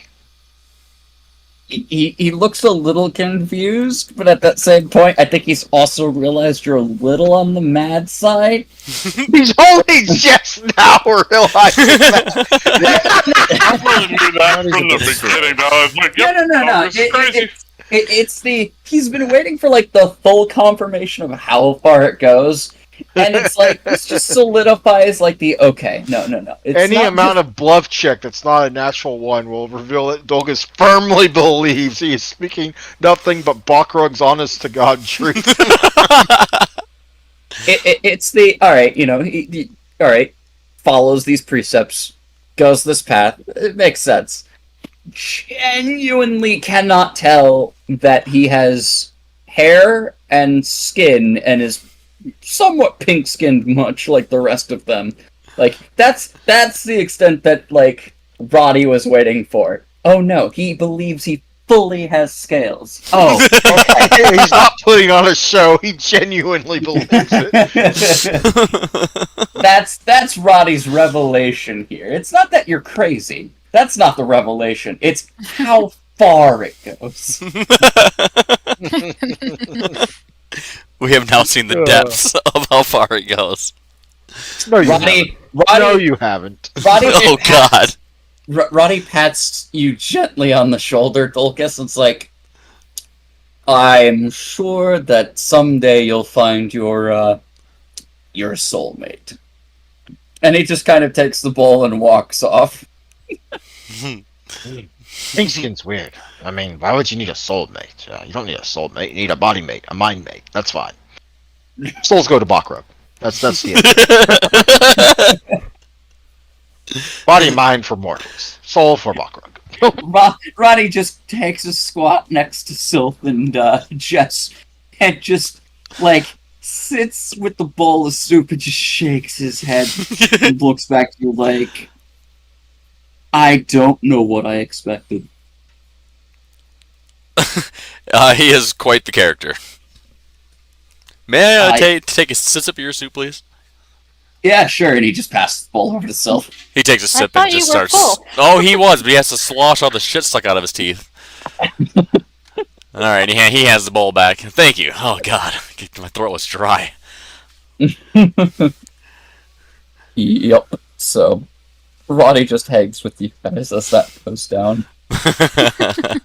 I guess the question is what is Ethna doing now that she's passed the bowl off and Dolgus has gone off on his own tangent? What would she be doing? Well, she's not eating.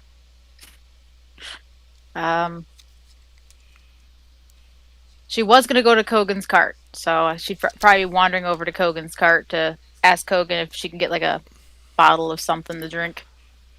Just to take the edge off and go to get some sleep tonight. Unless Ava wants her to stay up. Roll me a D100. Okay. I mean, I don't really trust Gochid and company to really watch anymore. I got a little something, but We don't have a whole lot in the ways of Except for the barrel of beer that's still there. That's been slowly getting drunk down.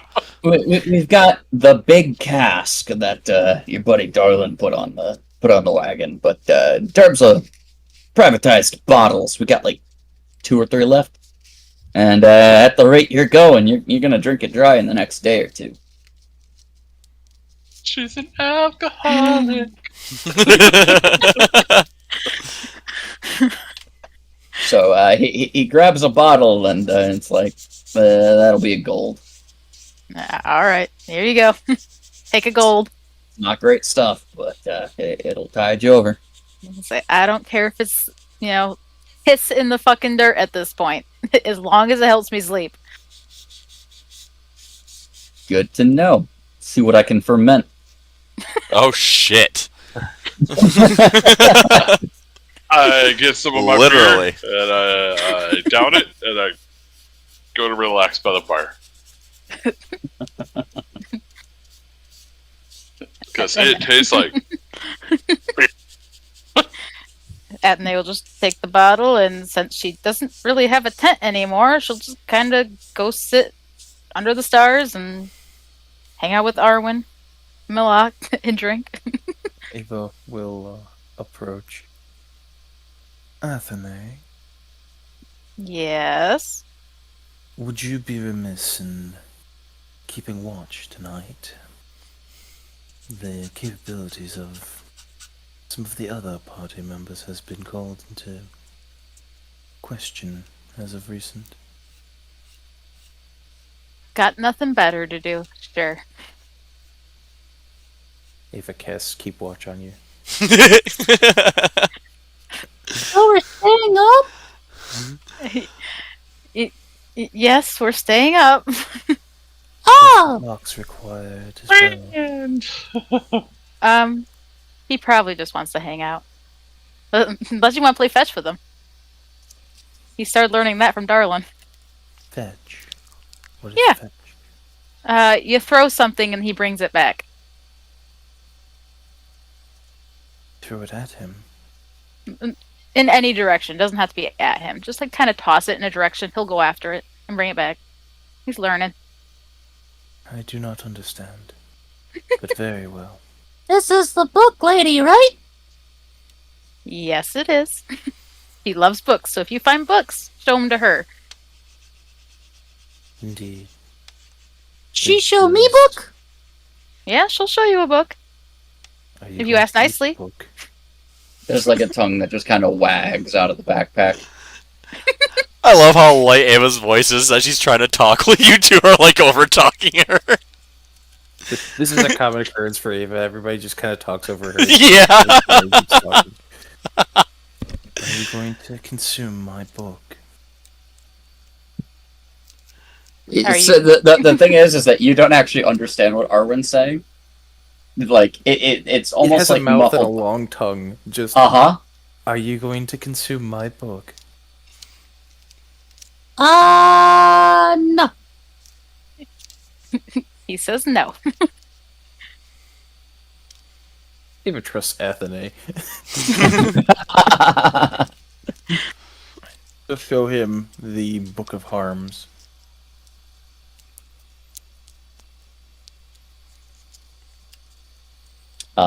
It seems like Arwen stares at the book for a long time, and then kind of just wiggles in place and goes, I can't read it.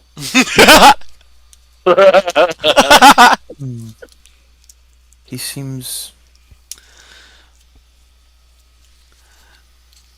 like he enjoyed it. I believe that is the word that people use. He'd enjoy it more if you read it to him.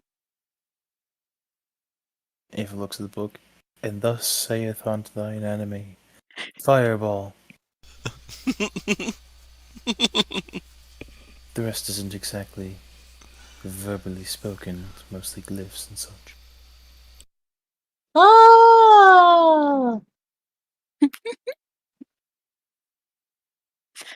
You would know that arcane spell books and things of that nature are typically things that need to be deciphered, and so they're not easily read. Evana would know this as well because she is also a arcane spellbook user. Mm-hmm. Arwen would not yet. He's still little. He's Oh, learning. Arwen, over like the last couple of days, has like picked up a little bit in the ways of language, but it's still very basic, and he can only speak to you at this point.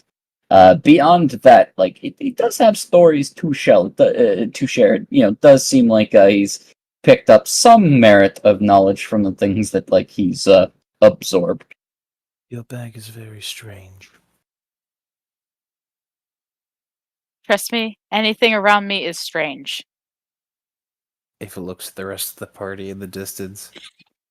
Sylph's like picking shit out of his teeth and he looks over at you and waves. Roddy's eating soup. Kind of finds some weird chunks that he's not too, keen on, and just kind of, waves Chompy over. At least there's Chompy. This all heartwarming sight, and all you can say is at least there's Chompy. Ava. Oh, it's just drinking beer. We're like the only one she can 100% trust to do the same thing every time. That's true. It's true. The thing is like you've noticed, Ava, that over like the last week or so, Chompy's gotten pretty big. It is curious. I wonder if they've been putting alchemical agents inside of his food. Perhaps that's something to experiment with. See if we can make him larger. No, Every once in a while, you'll even see Chompy's tail almost like curl like a chameleon's. Ava kind of taps her lips. Yes. Having him carry me everywhere would be ideal. That would be a sight to see. If you need a saddle, I'll just help me find some leather and I'll work it up for you. You do have a work corpse. True. I also believe that I am losing weight at a prodigious rate. It is becoming something of a... not a concern, but something particularly odd. That's weird. Out of character. Let's go to the Hey, reply. Ava will be able to fly. No, yeah. no. Yeah, that's cool. Well, I didn't realize that your character was actually doing that, like through leveling up. It's a level requirement, but there are a few feats I have to take in the air specific to sylphs. No. Oh, okay. Yep. I currently don't take fall damage if I fall 30 feet or less, so... Oh, that's cool. And I have Featherfall as a spell-like ability, so... Yeah, you used it on Amast in the beginning. Yeah. So... Ava... He's a little floaty. Ava's getting lighter and Chompy's getting bigger. Yep. Chompy's Darlin is soaking. still the same. Chompy is absorbing all of Ava's old weight. Ava's also gonna find Dolgus Okay. after she leaves Athenae and her strange box with a tongue and teeth. It's a backpack right now, but Yeah. Box, backpack. The only difference is the straps.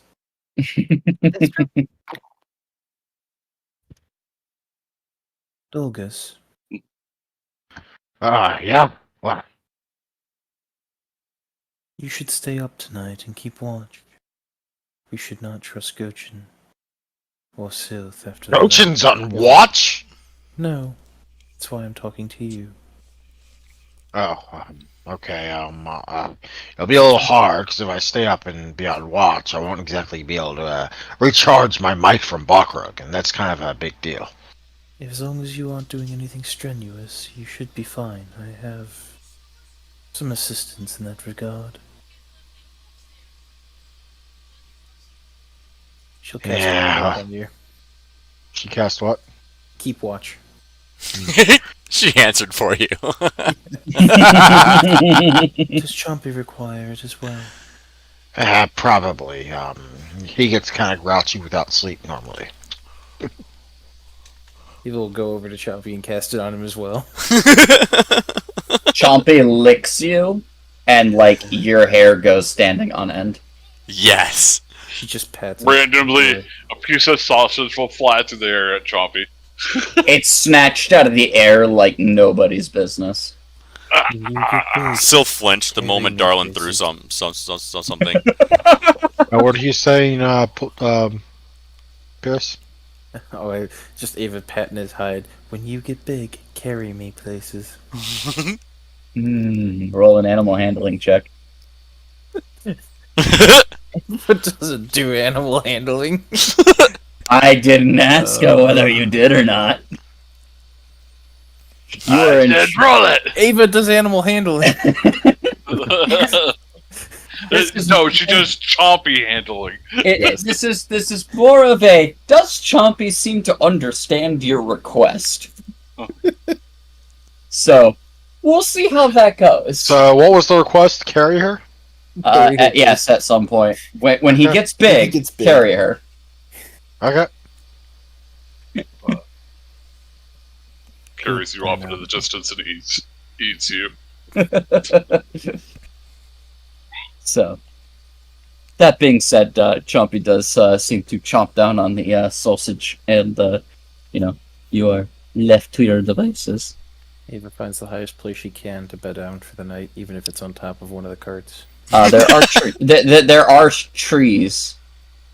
Then she will go up one of the trees, and as long as she can make herself comfortable. How do you get up the tree? Did she levitate? I thought she could levitate now. She can't levitate, and I didn't pick Oh. up fly.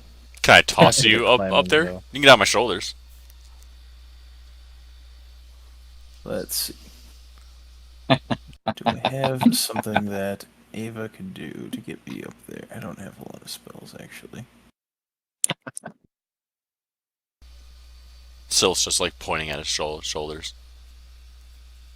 Ava will try to climb. She ignores you because she knows you just want to look up her dress. Not true. No, not even able to. The trees here are moist. Moist. She's gonna go on top of one of the carts. I'll need a climb check for that too. It's easier because handholds. Nah. Apparently not. 2 nat ones back to back. Holy shit. Ava And will they will take notice 10 to this. climb. Hey, Ava, do you need a hand? I'm currently unable to get up higher, which is unfortunate. Do you need a hand? I do not know. Do you want help up? Big Chompy has a I hand. do not know. I just pick her up. Pick her up and place her. Well, I can boost her up. I don't think I'm tall enough to throw her all the way on top. No, you just do it like this, and Darla just picks her up and throws her up there. You I'm slowly gonna need a float. strength check from you. Oh, darling, got this. From which one of I us? thought I'll roll a 1. Unless you roll a one. Darlin said he's gonna throw her, so I want to see this. I didn't roll a 1. How heavy is Ava currently? Normally she's 90 pounds. You're gonna get her off the ground there, darling, but she's not gonna be able to be thrown that easy. So now try to get up there. I will try. Come on. Is this Okay, button broken? I think your button's broken. Let's look at no. Oh, it's not broken. It's just Nope, you three just net rolled ones in a 3 row. ones in a row. So between Darlin and Adana, you're gonna be able to eventually get on top of the cart. I look at her and go, we need to get you, a climbing rope or something, I guess. I am currently working on a way to move unassisted in 3 dimensions. You can move dimensions. Up, down, side to side. Oh, I thought you were The talking about skeletons traveling are between now the alive. realms. So confused. No. I'm currently researching ways to gain flight. If it does not already happen in the next few weeks by itself. Interesting. Your assistance has been noted and appreciated. I take a piece of sausage out of my beard and I throw it at Syl. Crap! Making sure that it goes past Chompy's face first. Oh Chompy god. snatches it out of the sky. I want a ranged attack roll. As Syl wanted to see it's coming, he's already flinched once. Yep. He got psyched up by the first one. That'll hit flat-footed. Crap! Right up in the noodle. Chompy, roll me a perception check. Alrighty. No. Dun, dun, dun, dun. Chompy now! Oh yeah. Chompy races towards you, tackles you, and goes for the sausage. Just after it impacts your forehead. It impacts your forehead, bounces off, and before you can even try and grab it, there's a big handful of dino in your face. It's already snapped its mouth shut around the sausage. There's so much spit! It's everywhere! Shortly after that, a large tongue licks you up half your body, and your hair is all over the place in a mousse. Ah, good. I feel loved, and he walks back to Jess.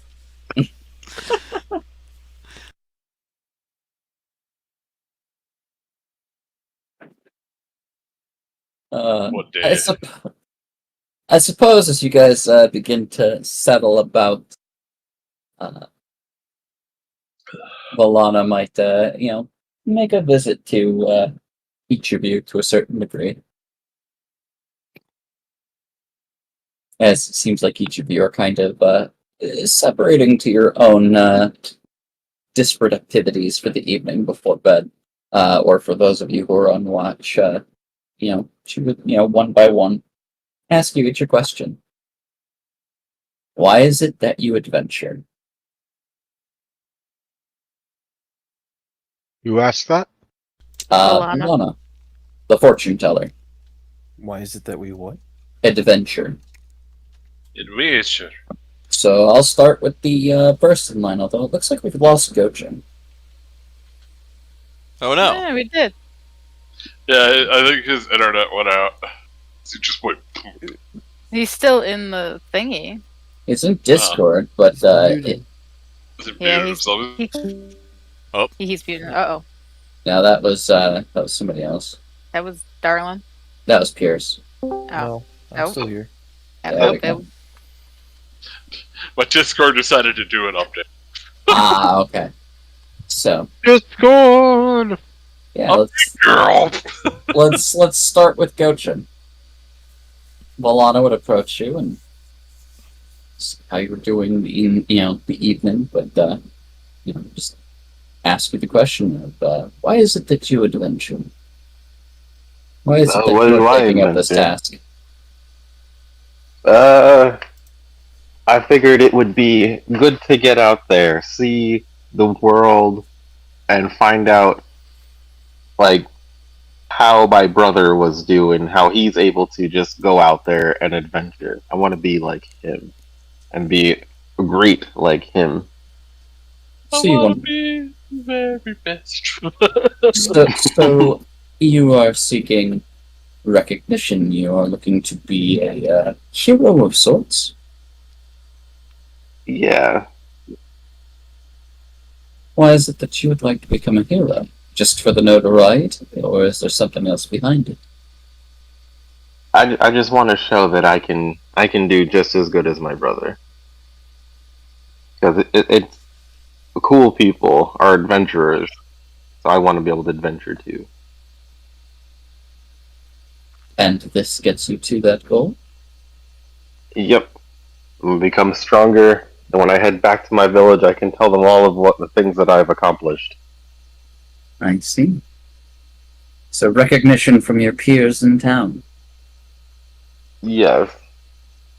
Okay. Hopefully you achieve that goal. I can tell you that this task will lead you on a path that will ask more than maybe you're even expecting. Hopefully you're up to the task. Oh, I can handle it. I pray that you will. She'll leave you to your, evening activities. And she'll head over to, Darlin. Is your evening faring well, Master Dwarf? It's bit eventful. I see. I was curious, why is it that you adventure within these reaches? I understand that you hail from the Five Kings Mountains. Yes. This is a bit of a remote location. Yeah. I'm looking for something. A lost lineage, perhaps? I'm not sure of lineage. For how to put this proper. Maybe a dwarven treasure of sorts. Made by a certain giant slayer. Ah, you seek, is that in relation to one of the items of which, you had picked up, earlier in your journeys? Potentially. But that is, things and money to seek the will of bringing down the giants in this area. They're torrent creatures. I think you'll find plenty of what you're looking for in this area. Maybe it'll bring you to a greater destiny than you even foresaw. Hopefully. She'll give you a wry smile as if she knows more than she's saying, but doesn't entreat the subject further. She'll then head over to Ava, who, is kind of sitting on top of a cart, kind of looking about, and, Miss Ava, you have a moment? I came to ask, why is it that you're adventuring? So does she like gain knowledge and power? Did she pop her head on top of the caravan? So she's like just kind of standing there with like her face hanging over the caravan? No. Okay. Like unless you're talking about Ava. Isn't Ava on top of the Yes, caravan? Ava's on top of a caravan. Yeah, so like the one girl's probably just like her head's like Just looking up at the caravan. yeah, just looking up at the caravan. Okay, I was trying to. Oh no, put the she scene in my straight head. up She straight up walks up to the side of the caravan and then like hoists herself on top. Oh shit! Okay, she really wants to know what we're about. Okay. And it's like she's sitting on the edge with her like legs dangling off the top of the caravan as she's asked this question to Ava. Oh, okay. Yep. Cool. Scene set. I adventure to obtain magical knowledge and ability to prevent what happened in the past. Past issues you do not wish repeated. Indeed. So Freedom is paramount. you seek to be a liberator of sorts for those of No. downtrodden nature. I seek my own freedom and the power to keep it. Freeing others is not my goal. Though I see. I do not shy away from it. Perhaps once I have secured my own safety, I can search for something similar to that. From what I understood, did you not have some relative safety back in the city of Trunau? Or was it not your contact. The Flaming City that just was attacked. Was it not safe for a time? Apparently not. If it can get raised so easily. And what about the connections that brought you to that city? Your contact at the Masked Brotherhood? A convenient business individual. What of them? Merely curiosity. I'm sure that your paths will cross again in the future. I am less sure. But if they do, it matters not. I'm simply curious to the cause of which you will partake in. If you seek freedom, there's conflict here. Why engage it when giants are notorious for being problematic? Running hasn't worked. It is time for a new approach. I was attacked while avoiding danger. Now, seeking it out might be a faster route to securing safety. It is rare that those who are truly powerful are unsafe. When was the last time legends such as gold dragons and such quaked in fear of a normal man walking into the house? I suppose that is true. It will be an interesting thing to see your fates unfold. I hope that the power you seek is truly what you want at the end of the day. I will succeed or die trying. There is no alternative. I see. I will let you be for the evening. I hope you rest well. She kind of hops off the top of the wagon and makes her way towards where Dolgus is kind of setting up his watch for the evening. That's the dice. This is nice. Zombie over here. Over here. No, not there. Right here. Yeah, that's a good boy. Ah! What we doing? We staying up? Yeah, staying we're up? staying awake. We're staying up. We're staying up. And if Okay. anything comes here that's not supposed to be here, well, you chomp them and I smack them. That's how that works. And yes, you get to eat them. Mhm. Okay, I try. And as you guys are discussing your plans for the watch, Volana would walk up to you each and look with a pursed smile. Our wayward mind journey, fellows. I had a question for you. Yeah? What? I was curious, thanks to your precocious nature amongst your tribe of adventurers. Why is it that you remain adventuring? The same reason I started. First off, Balkrug, because, I gotta go where he says to go, and he used Chompy to show me where to go. It was a little weird at times, but I got the job done. I ended up in through now, so, enough said. Second of all, I gotta go find my own way, find my own mate, that sort of thing. Just set up my own legacy to last the ages. It'll probably mean start a village somewhere and find a nice swamp to do it in.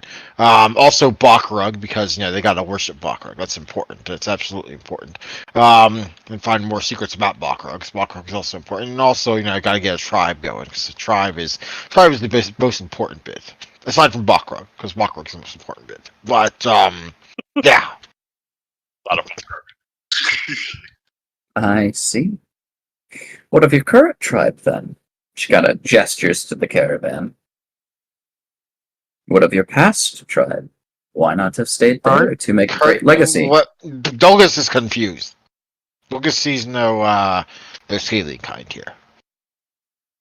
A tribe can be any number of different species, Master Dolgus. Sometimes it's That's just weird pink skin stuff again. Makes no sense. I'm sure that if you checked with oral tradition of many other tribes, they would be able to support the adaptations of others, not of their own species. She says with a knowing smile to you. Sometimes you adapt a different kind into the tribe.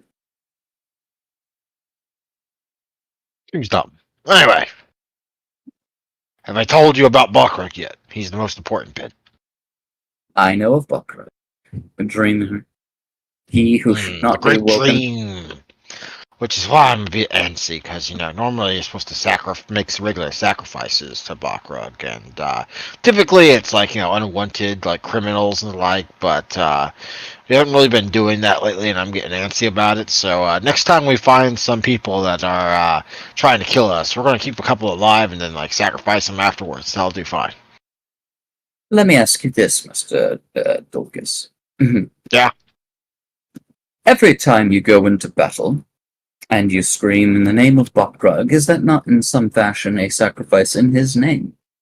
Oh, no, I do that out of personal respect, and to cast our enemies into the fear of knowing what's coming for them. I regret to inform you, but most of the civilized lands actually do not know who Balkrug is. What?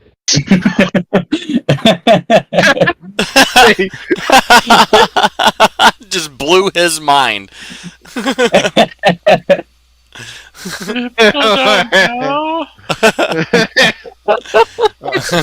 Bobby saying is it Dogus true? knows what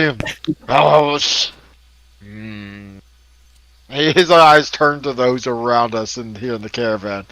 Well, I mean, they do, right?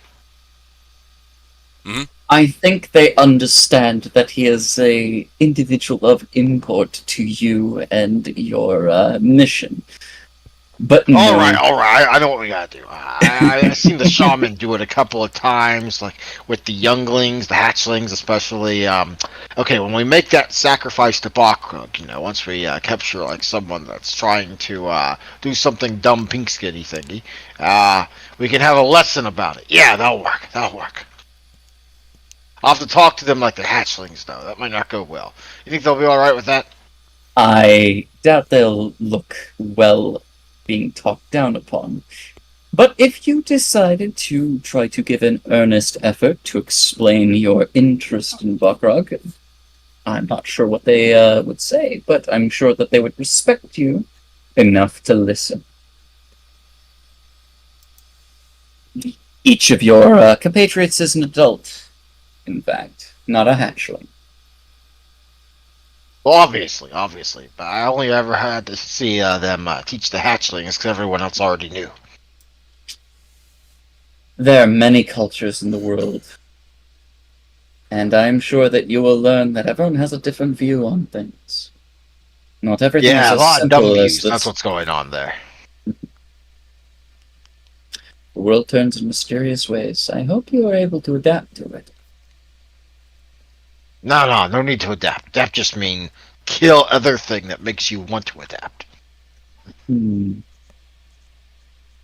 necessarily the case, but it'll be interesting to see how you handle the disparate things you'll be coming across in the future. You're weird. That's fine. Bogus can handle weird. Let us just say that I've seen much of what your shamans have seen, and probably more. Yeah. That was a good one. Bogus almost believed it. She gives a amusing smile and just only person that knows more than Balkrug, that shares more than Balkrug, is Azathoth, and his priests and priestess, they tend to let people know who they are. Or her priestess. Forgive me, Azathoth. Yeah. You're a strange fellow in a collection of unique individuals. I am curious to see where you end up by the end of this journey. It will be a long one. Yeah, probably. Doesn't matter. Anything else, or can I get back to telling Chompy how we're going to handle this? I think Chompy fell asleep. And she walks away. Chompy's kind of like nestled into his own tail.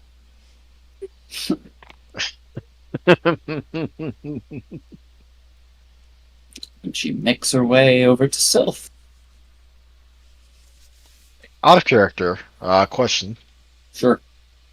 Do you include this fortune teller lady in all the Pathfinder games you run? Possibly. Hmm.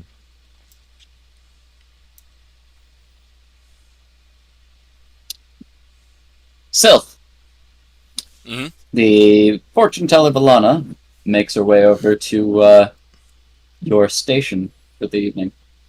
Okay, I'll be right back. I need to get something to drink after I just shouted my throat out. Fair enough. Master Bard, are you predisposed at the moment? Yep, nothing going on. I had a curious question. Shoot. Why is it that you adventure? You're not a local of Trad, and a mission such as this would strike fear into many hearts and is particularly dangerous, life-threateningly dangerous. Why is it that you continue?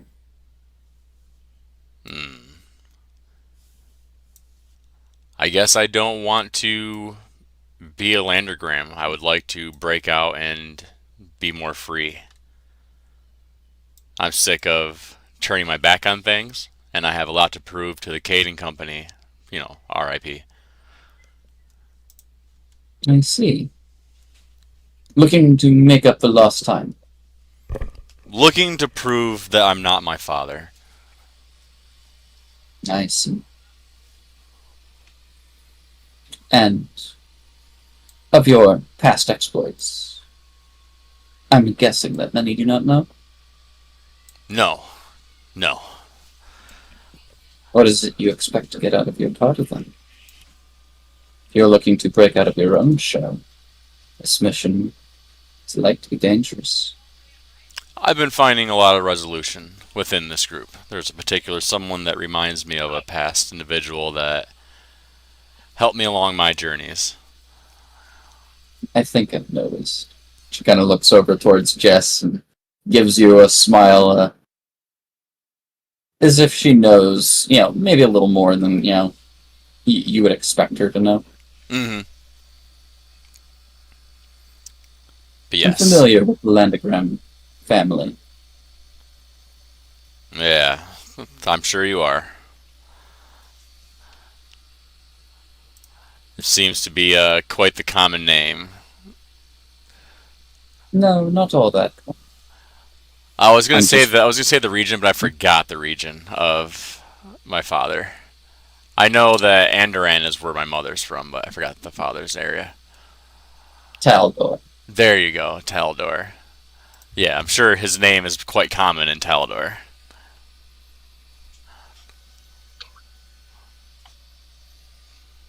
Be that as it may.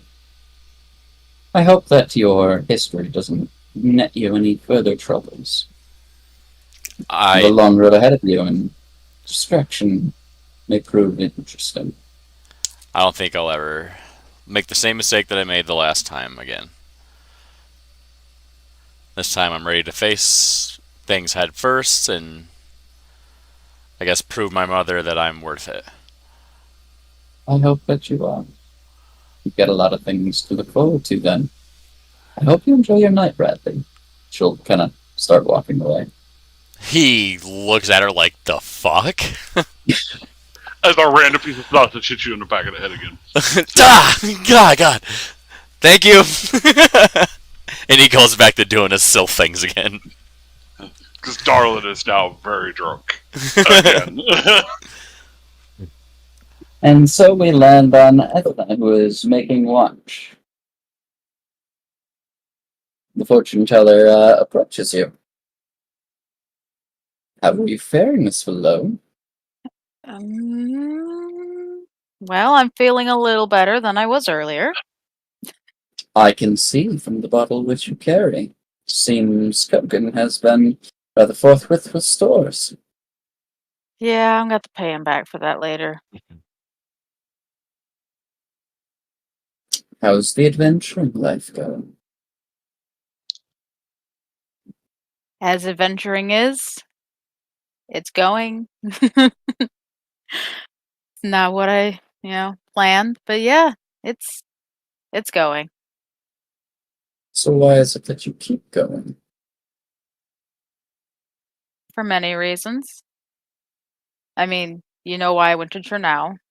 Thanks for that. You're welcome. But You and Moloch seem to work very well together. if he was a little bit more, I don't know, he's quite talkative. You could have mentioned that.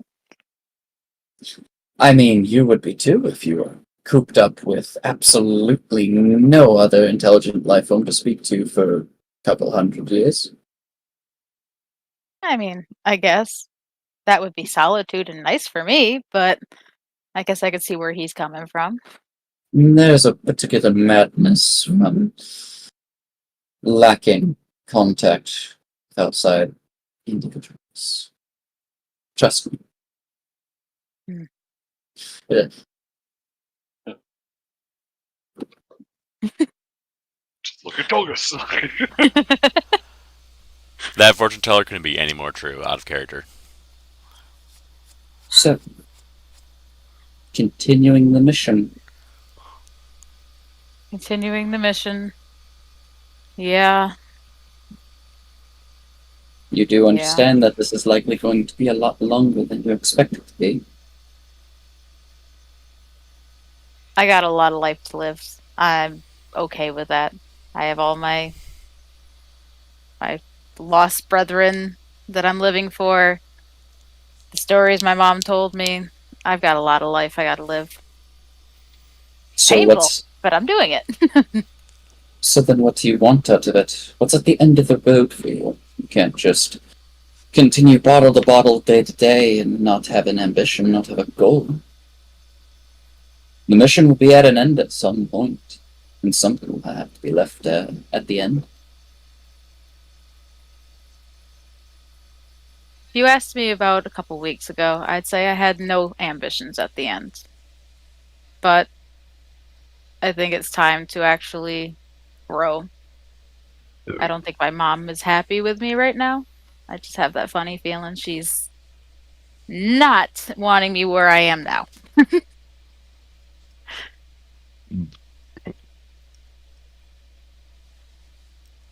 So at the end you seek happiness, and what exactly might that look like for you?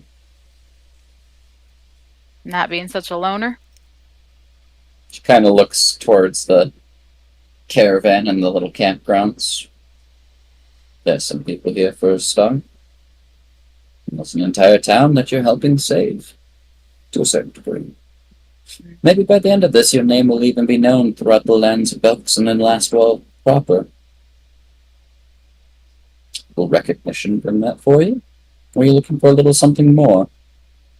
I know your dwarfen companion has been speaking about people pairing off and finding love. She looks over towards Dolgus. Where he's trying to keep Chompy awake, even with the spell's help he's filling. I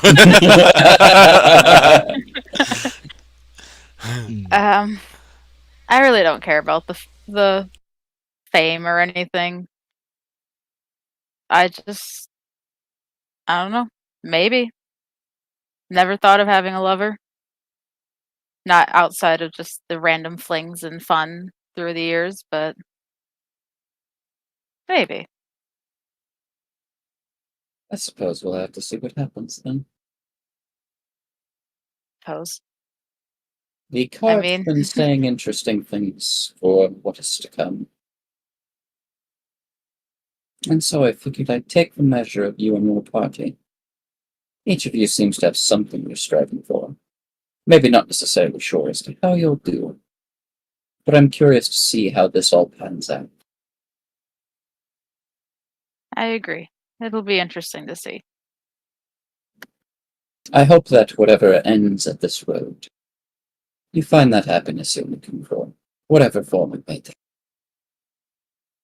For now, I'll leave you to your evening and your bottle. Appreciate If you want to make those first steps, maybe start rubbing elbows with your fellows. I'm sure that there are a number that likely have tales that may echo some of your own familiar territory. No, I'm sure there are. I could probably name a couple right now. You can hear slightly off in the distance Darlin singing very drunkenly and very badly. Sylph joins in on the singing. I'll leave you to it then. And Volana would depart. But yeah, it's in Dwarven. It's horrible. I don't know if you speak Dwarven. If you do, he's singing about women, drinking, and fighting in bars. Oh, I'm just dancing around to your song and I have my dancing lights going around like disco balls.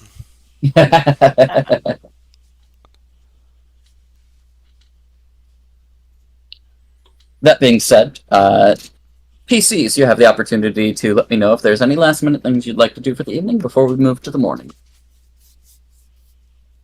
Ava sleeps.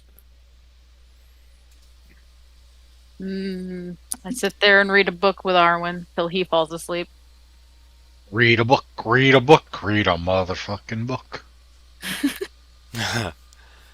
Not a sports page, not a magazine, a book. Now I'm filtering out the N-word part of that song, but whatever. Wow. Sylph will go and just, sit if you ever want to get what just, girl said. If you ever want to just distract CP for a while, just like start singing that to him, and he will immediately be having that stuck in his head for a few hours.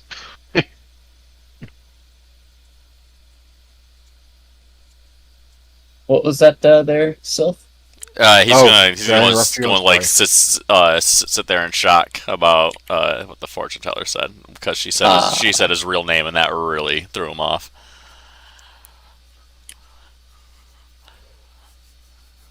That is fair. Got very startled.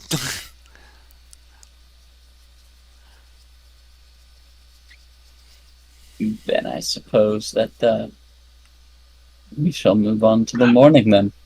I would like a perception check from Dolgus and from Ethna for the evening's watch. Dolgus and Ethna, huh? Yep, just Dolgus and Ethna. Because Chompy falls asleep. Clearly, Ava's spell did not work well enough for Chompy. It's her fault. She probably was tired. Chompy ate too much. I think it more has to do with him tackling Phil.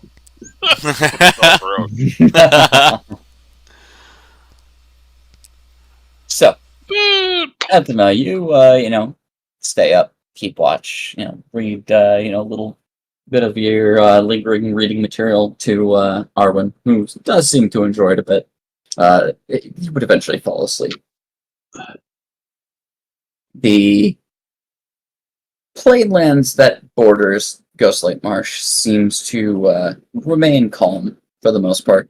You do catch a few odd noises on the winds further into the marsh itself.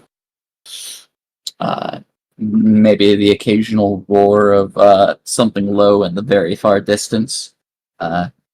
Taking what you may have remembered from Castle Everstand, you do know that the marshlands is home to a number of species of drakes or crocodiles or other reptilian creatures.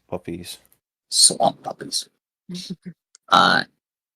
Dolgus, it is as you're keeping watch and kind of, you've all but given up on getting Chompy to wake up at this point, as you've tried for probably the last half hour, and nothing's budging. He is in probably one of the deepest sleeps that you've ever seen Chompy be in.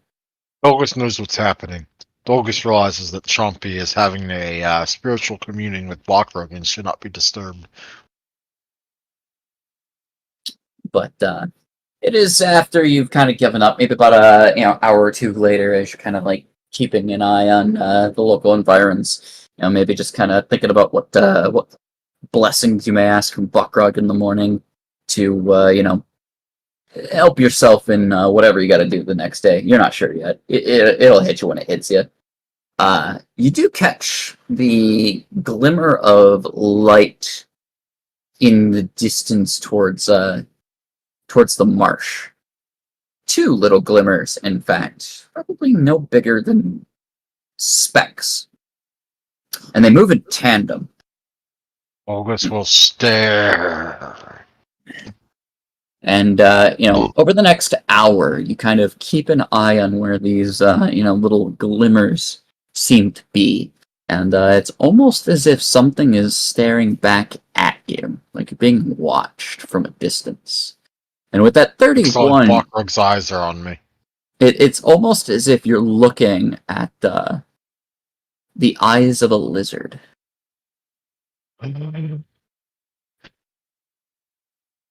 Excellent. This works out well. Do you make any movements? Unless or do you they're a just bunch of stare? heretics.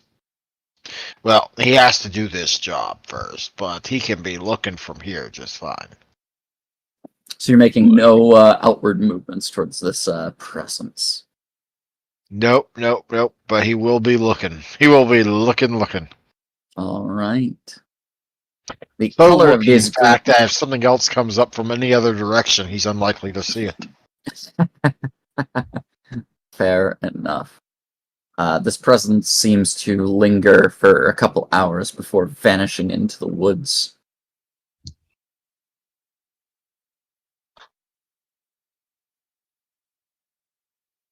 Eventually, the sun would come to rise. One by one, everybody would be able to wake up and commence their daily duties.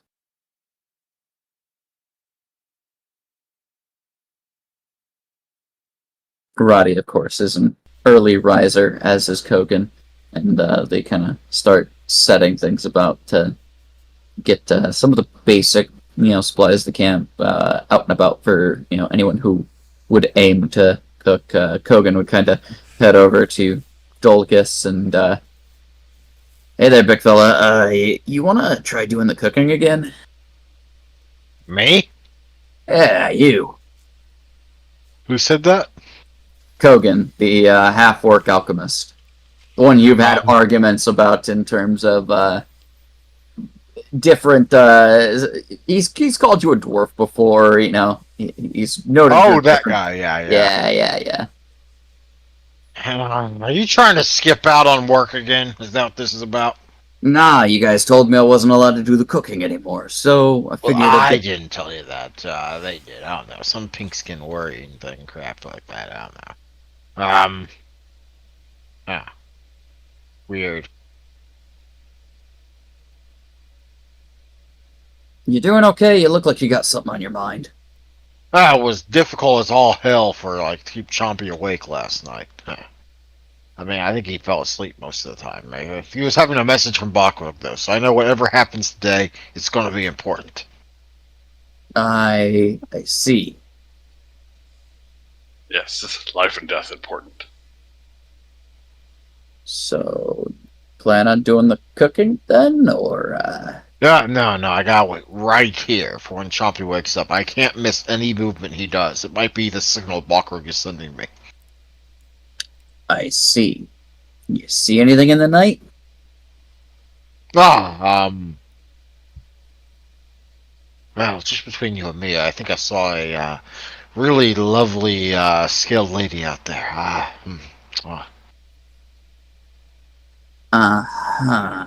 mean, the marsh is said to have an Uruxi tribe out there. I'll character what's an Uruxi? The lizard folk. Huh. The question will be, of course, whether or not they're sensible people or they're heretics. One of the two. I'm not even in question what your definition of a heretic is. I'm just gonna nod and I'm gonna walk away, and we're just gonna go with that. So thanks for letting me know we saw the presence of the lizard folk people. He just pivots on heel and starts walking back to camp.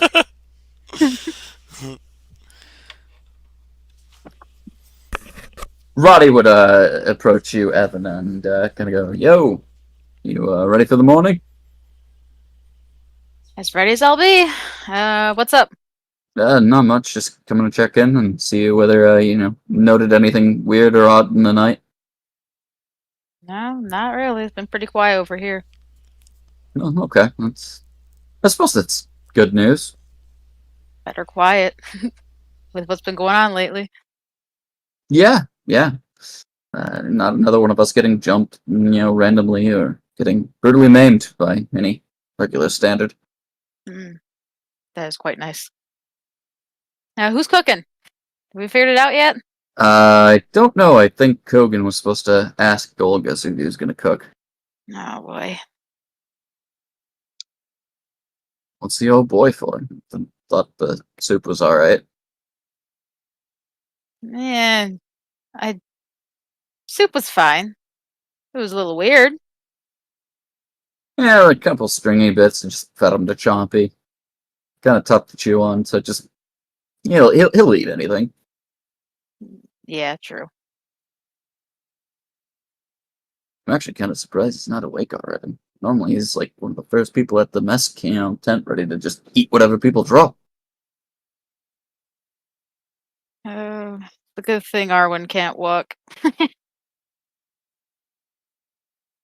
Your little bag friend. Yeah, he can waddle, but he can't run. Ah, I heard the same thing about toddlers. It's great that they can't run, because then they'd be everywhere, and you never know what they're up to.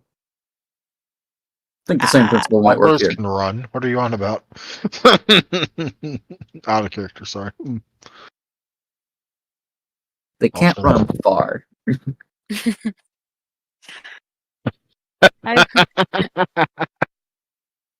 I'm muting myself now. I would have no idea about toddlers. It's been a long time since I was a toddler, and I have not interacted with one in many years. Oh, we get kids all the time, and for now, whether they're orphans or whether, small town, everybody knows everybody. And you're always counting the years until, they eventually get their hope knife. So, he shrugs. Sounds sweet. It's actually kind of morbid. It's one of the things that made me want to move, to be honest. You give a 13-year-old a dagger and teach her how to commit ritual suicide in the event that orcs come to town and, do what they do. See, in my mind, that's fucking cool. But, I was raised around a bunch of boys in my town that I had to kind of fight off because they were assholes. So. Yeah, I guess. It just, I don't know, just seemed a little weird. And I'm a local. I was born and raised in Toronto. It feels weird to me. Like, my dad was like, yeah, here you go, son, have your hope knife. And, Ruby officiated the entire ceremony, and it just... I get Just it, in case you got a hot a cutie. You don't want orcs to, kill you, or, do the other thing that orcs do to, women stuff. It just... I don't know, it felt really weird to teach a kid how to, basically kill themselves. Yeah, I could see how that's weird. Anyway, I'm gonna go check out the rest of the caravan. You have a good morning. He kind of walks off awkwardly.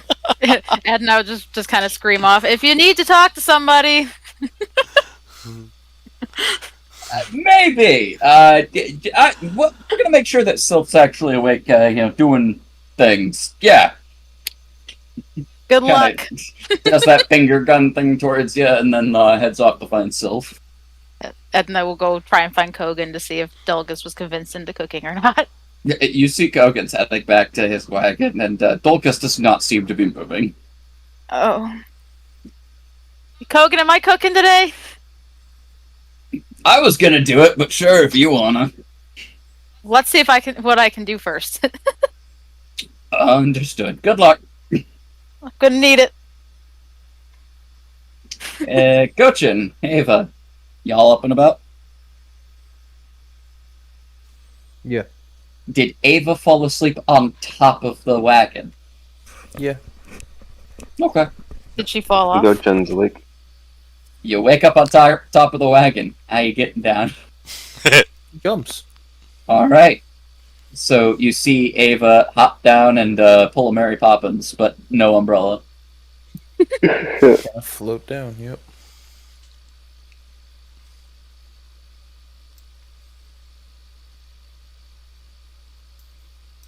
So what's Gochin doing first thing in the morning, then? He's gonna be looking for food. He's hungry. Okay. See what's cooking on that in a moment. Darlin's up and about? Yeah. He's probably been up for a while. Yeah.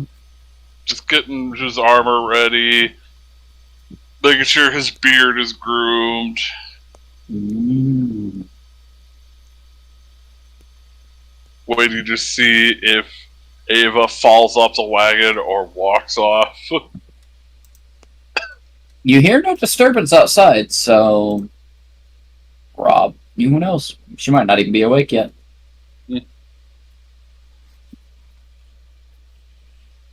So, But yeah, I'm basically preening myself. that's fair. So, there is a knock on your tent. Yo. You up, man? Oh yeah. I'm awake, just doing my morning stuff. I don't have morning stuff. I'm on my way out. Hang on. He Alright. throws his boots on and gets out of the caravan. All right, what's up? Just making sure everybody's up and ready, and probably pack up pretty soon here. Oh, okay. I think it's Ethan on cooking duty, so let's hope that turns out better than the rest of us. Darlin's wasn't bad. Yeah, I don't think that Dolgus's was either. Oh yeah, it wasn't bad at all. Well, yeah, let's hope she What? does better though. Yeah. You doing all right? That fortune teller lady's weird. Yeah, I can agree with that. She's always walking around like she owns the place, but I guess she does because it is her caravan. But I don't know. So they'll lean in and just whisper in his ear, "She knew shit," and he leans back with wide eyes. Isn't that what fortune tellers do? Oh, that's what she is. I mean, a lot of times they're fakes. They pretend to know things. They give you that weird, ambiguous card reading, and tell you things that are so broad that they probably could be. Did not learn how to cook. You're so It's fair. eager. The funny thing is everybody got a level up, and yet no one took cooking, even though it's been asked for several times. Hey, I didn't even know how to do that. So I'm sorry, I look like a cook to you? Okay, you know what? It's better than Roddy, better than Dolgus, better than Darlin. the cooking skills rubbed off from the mother. No, she made chicken noodle soup. It's got flavor. It's not restaurant food. It's still trail food, but it has flavor. It's not just watered down salt stock. Darla looks like it is just watered down salt stock. Look, when you drink so much beer and ale, that's all everything soup base is gonna taste like. Can Siltha bring a small dish over to Chompy and see if that smell wakes him? You can certainly try. So you grab a bowl of whatever Ethena's got cooking, and try to bring it over to Chompy. Yeah. Yeah. Hey, look You see, you see Dolgus is kind of sitting next to Chompy, looking with rapt attention, as if it's like a kid waiting for the next cartoon to come on. They're just glued. Let's see if Chompy wants something to eat, Dolgus. Nah, he'll wake up when he's hungry. I mean, you're not worried about how long he's been sleeping? Happens sometimes. He's clearly communing with Bakrug. Ah, right. We do not want to interrupt that. No. Go-Chen. And he's gonna start walking over there. You want this soup? Didn't even offer it to Dolgus?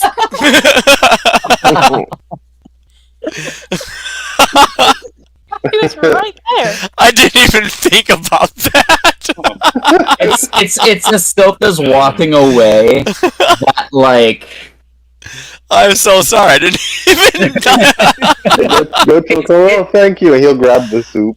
It's in Gochin. You're facing Sylph, who's back to Dolgus and Chompy. And, like, as Sylph hands you the bowl, you can see the large head of Chompy kind of move about and, like, sniff in the general direction of you and Sylph. And almost as if, like, sleepwalking, stands up to this, like, full 10 and a half feet height and just pulls Sylph over and, like, slurps up the soup from the bowl in your hands. I'll just put the bowl down and leave it to Chompy. Oh, it's already all gone. It's all gone. It's so one tiny now. tongueful. It's one tongueful. As Chompy now stands about 10'4", 10'6". Oh. He's he's been grown a bit, but today he just seems quite a bit bigger. Like, you used to look down to, pet Chompy, and now Chompy stands taller than anybody here. And I'll be like, oh. Huh. Looks like Chompy had a growth spurt. Ah! Yeah, holy crap, he is tall. His eyes kind of pop open, look to Dolgus, and there's like a low roar. And then he just licks Dolgus. Dolgus, who's never been afraid of filth since in his new life at all, just embraces it. And then, as Rock's holy water right here. As Mary Poppins is finally landed. There's this like loud T-Rex roar as Chompy charges up to Ava, grabs her by the scarf of her robe in his jaws, and kind of starts running her around the caravan. You said for him to do this. Ava just holds out a hand, expecting somebody to give her a bowl of food.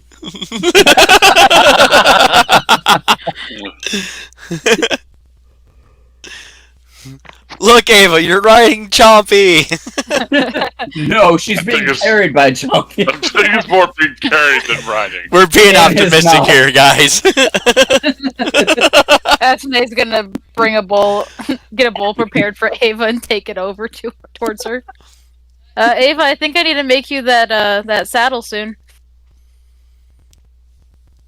Perhaps.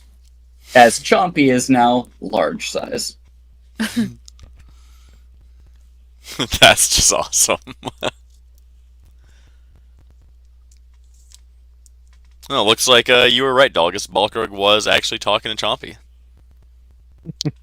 He's telling him he's a good boy. After a little bit, he'll eventually put Ava down and kind of bound over to Dolgus.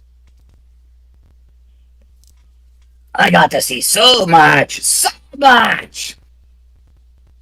I bet you did, buddy. Anything you can It share? tasted weird. Yeah, of course it did. It kind of tastes weird on the other end, not gonna lie. But I got to see so much. Big, big places. Many big people to fight. Big people? The big, big, big ones. They make the little ones worse. Like you're saying, the whoever's like I don't know, the leader, right? He's telling them what to do. Big one smells funny. makes the little people do weird things. Backrot no like.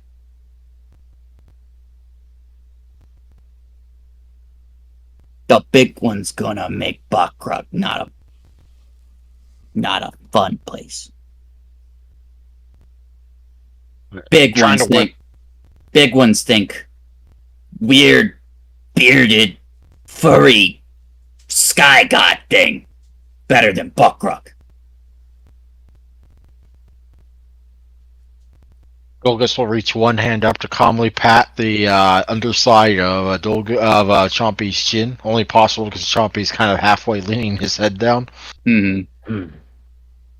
Don't worry. We'll eat them too.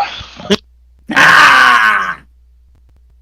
There's like a T-Rex, roar, which is a little more deeper instead of like the, infantile, like almost squeaky roar that Chompy used to do. So now that Chompy's like bigger, does that mean the things that were once like he's not scared of the things he would have been before now? Maybe. We'll see. There's less things bigger than him now, that's for sure. So Yes. so his revival curse or whatever should take less effect now. We shall see. Okay. Fight something huge and we'll find out. Alright.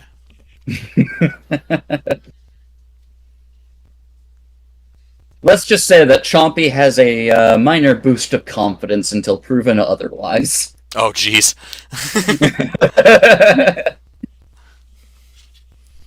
So, beyond that, food is able to be had, and Kogan kind of lets the others know that there was a nighttime visitor, according to Dolgus, possibly one of the Uruxi tribe. That might have been in the area. He's hoping that since they didn't attack us in the night, that maybe they're open to friendly negotiation. He's not sure. We'll just have Chompy eat them. So I have a question for the party. You're about to enter Ghostlake Marsh. You have one of three options. You can attempt to go very fast, of which there will be several checks in order to help navigate the caravan without getting stuck. This does pose the greatest amount of danger. You could take it slow, and that'll benefit your caravan. There will be less of a chance to break anything or getting stuck. But that also does leave... It leaves you up to the wilderness's gambit, i.e., they might get a surprise round if you encounter something weird. Or you can go the moderate. You still have a chance to get stuck, but you'll be able to at least make checks to defend yourselves in the event that an encounter happens, and you will not be surprised. So, slow effectively makes it so if there is an encounter that notices you, which isn't as prone to happen, but can happen, you will not be able to note that the encounter happens until they are already upon you, but it is safer for your caravan structurally. The moderate route is a moderate chance of encounters, but you'll be able to defend yourselves if you detect the encounter ahead of time. It is the middle of the lane dangerous for your caravan, as the marshes are wont to make things stuck. If you try to go fast, it is the most dangerous for your caravan structurally, but you'll spend the least amount of time, hopefully, passing through this portion of the marsh. But that does also mean that it is the highest chance to encounter things, because you're making quite a bit of a stir within the marsh. We should do if anyone's down, do like a D3 roulette gamble. No. No. Oh damn. I say moderate. Yeah, that's what I'm saying. The same thing. Moderate. Go ahead and type your choice into the Roll20, and we'll take that as the vote. I'll be right back, guys. But work your vote first. Oh, vote for what?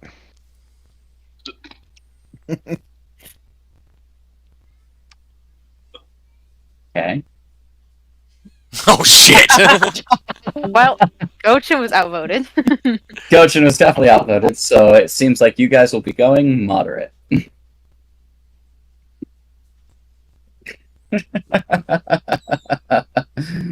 I'm fast!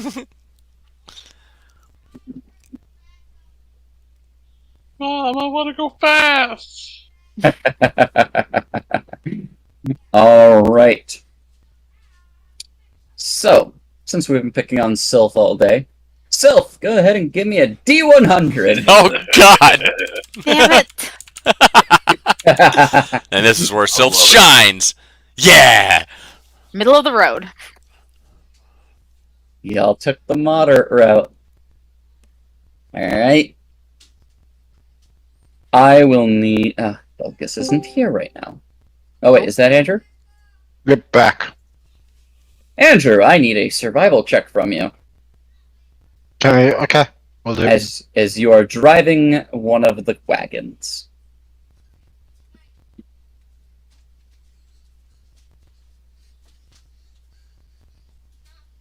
A 28. Very respectable.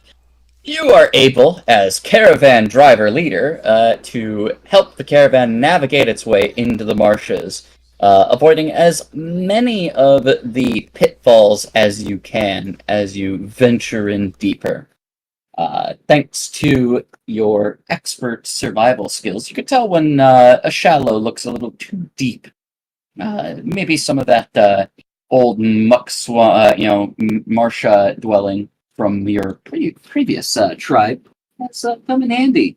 As when something's more of a swimming pool rather than a small little, clean your foot off puddle. You avoid all the potholes, and while it does get a little mucky here and there, and the wheels start to stick on the caravans, you're able to make good time and progress further in to Ghostlake Marsh. Let me double check a thing. Okay, yeah, cool, we're good. So, let's go ahead and pull this up for you.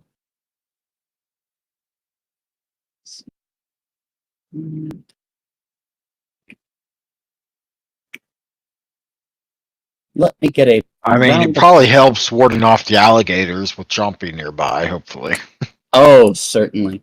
Chompy is definitely having a little bit of fun himself, considering the new nature of his height. He sadly no longer fits in any of the wagons, so he is relegated to walking beside it for sure, but thanks to his larger size, it is a little easier for him to keep in line with the rest of the wagons.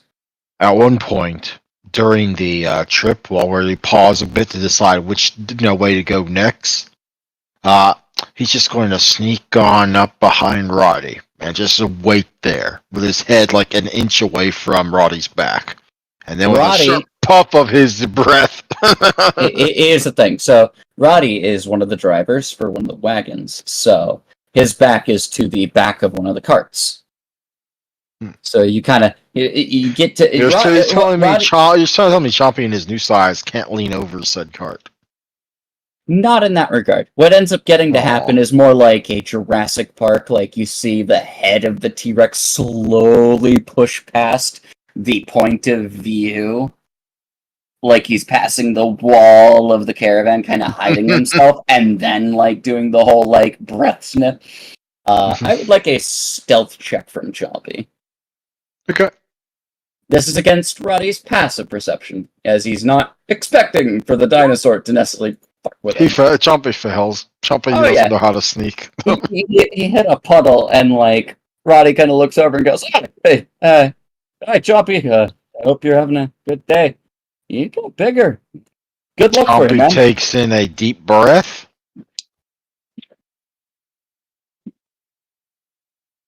Yeah. And roars in his face. Chompy, I get it. You're excited, but let's not scare the horses, even if they're a little weird and magical, and that they don't exist when we go to bed. I thought you getting bigger was going to be the weird thing, but no, the horses still freak me out. Chompy will give one of the horses an experimental lick. They don't even seem to react to the massive T-Rex. Well, he's not massive yet. He's just big. True. But he is bigger than them to a certain degree. Oh, indeed.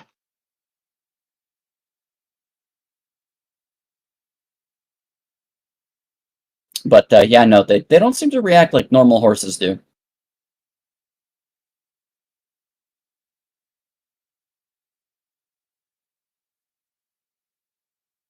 Um,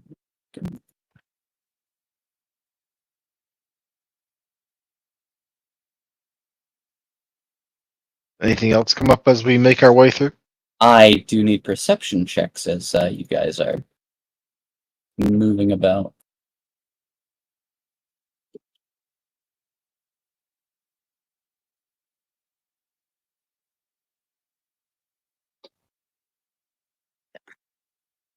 Yeah. Dang it! The thing moved on me as I was clicking it.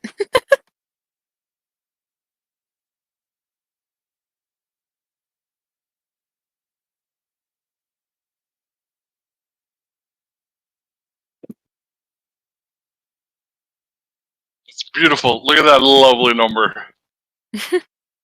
Yeah. Death comes. Death comes in 3. You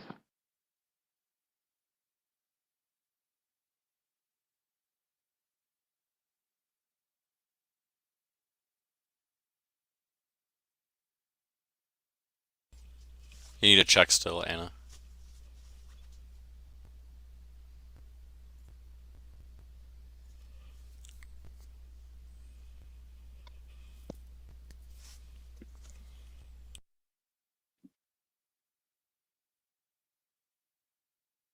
I got some good checks in there.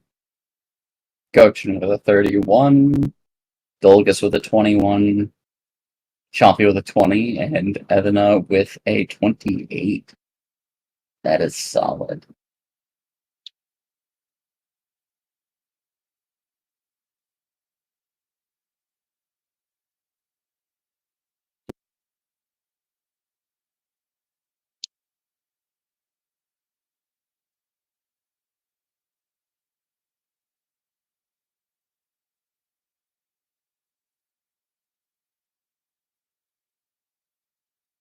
Oh, that's why.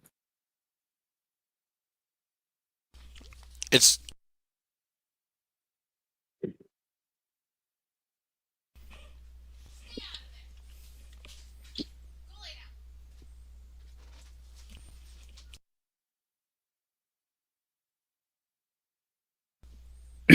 All right. So as you guys are passing through the swampland, anybody who rolled over a 20 catches the glimpse of something blue kind of darting through the marshland brush and almost darts up a tree to a tree branch. It is Gochin who takes note of the azure scales as a blowpipe is pointed at your caravan's direction.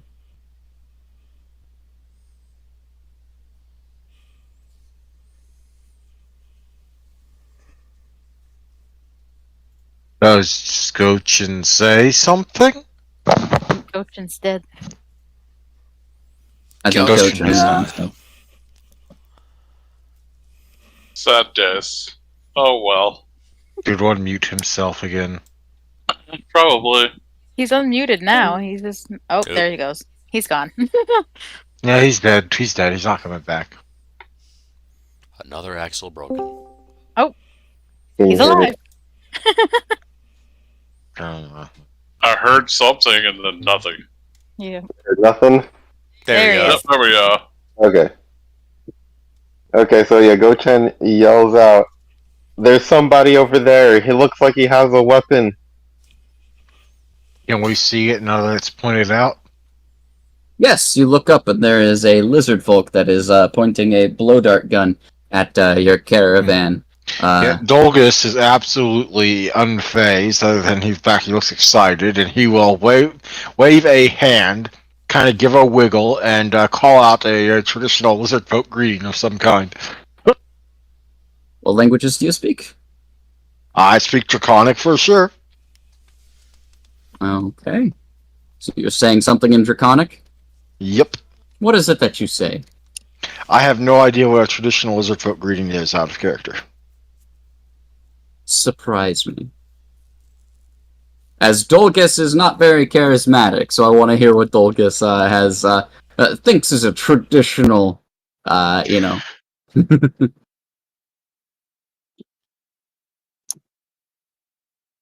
Give me a moment. I'll come up with something dumb. It'll be fine. You got this.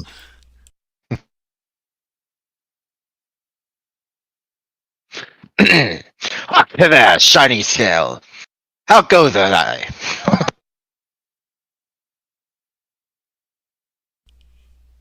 Well done. Sorry, what was that? It cut out. Hark there, shiny scale. How go thy?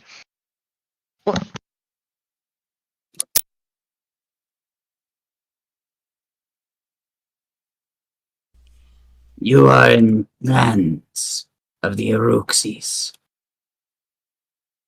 Why are you in our lands? Well, we're trying to Pinkskins. get. Well, yeah, I know they're pink skins, but you're gonna have to kind of put up with that. I mean, I've been putting up with it for months and weeks. But we're trying to get out of character. Which castle are we trying to get to? I know it's not the same castle that we were at. You are not trying to get to a castle right now. You are in the Ghostlight Marsh in order to seek the demi-plane that the druids of the Council of Thorns decided to hole up a lot of arms that might help you in your quest to retake Red Lake Fort. So a druid demiplane, does it have a name? That is... Wow, why am I blanking on that? 1 second. Let me look at the map so that way I actually... Okay. Vault of Thorns. But me and my pink skin companions, we're looking for the Vault of Thorns, because apparently we need it for something.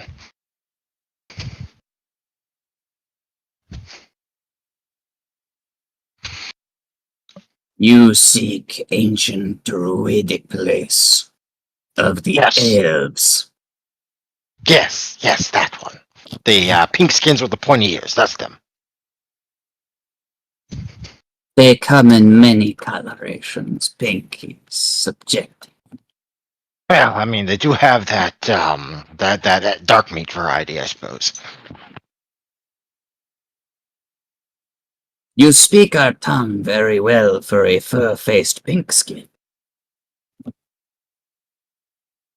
Dolgus looks positively hurt, like he thinks I'm insulting him with some sort of made-up insult. Hey, no need for name calling. I know we just met. I know we're not kind of intruding, but could you not pretend I'm a pink skin, please? It's kind of rude. What should I call you then? You have beard fuzzy like one that sits over there. Kind of points over to Darlin. Arlen is not paying attention. Is just looking off. Dolgus will like gesture proudly. Everything aside from the fact that he lacks a tail, everything about his body language is that of a lizard folk. I'm Dolgus of the Vrasi people in the Riverlands, as the Pinkskins call them. I see. I am Azure Wavewalker, Marsh Scout for the Girikal tribe. A scout. Respectable position. First to watch, first to warn. And you are trespassing on these lands. I saw you. We are mobile kind of, yes. paths out by the edge. Typically, when this sort of thing happens, it's polite to offer tribute. What might we offer in order to secure appropriate passage? That is not for me to decide. That is for the mighty chieftain to decide. If you meet requirements, maybe we'll let you stay and not skin you. Dolgus does not react to the skinning part. That is an appropriate way to deal with something that intrudes in lizard folk territory. Anyone who understands Draconic would pick up on every beat of this, by the way. Yep. Okay. I'm sorry, speak Yes, up yes. now.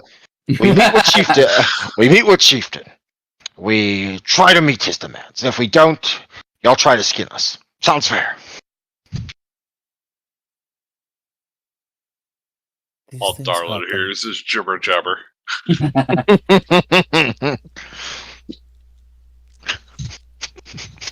And just for the note of the party, this is who you're meeting. Oh, okay. That's pretty cool. Indeed, indeed. Dolgus, I would like for you to make a perception check for me. We're already surrounded. I'm aware of this out of character. Dolgus is probably aware of this in character, even if he can't see them. There's a reason why Darla's just staring off into the distance. He's waiting for it. With a 30, you do in fact note that there are several smaller Iruxi of different shades and colors that are almost camouflaged into the variant stumps and marshland tundra. What you particularly focus in on as your Wave Walker is a small green vine-like spiral that kind of protrudes from his belt. A small green-like spiral protruding from his belt. It looks Like something similar to what you have on your person. Oh. And which specific thing that I have on my person? It's been a while since I looked at my. Almost like a almost like a religious symbol. Like a druidic variety? Is similar. Dolgus is certain he's seen it from somewhere.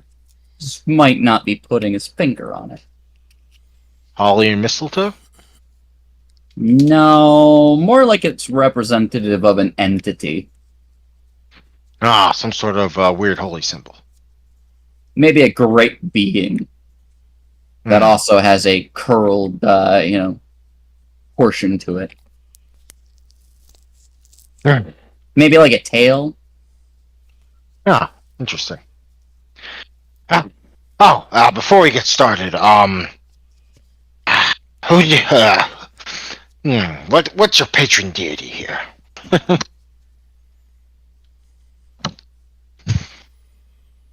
Our tribe has two.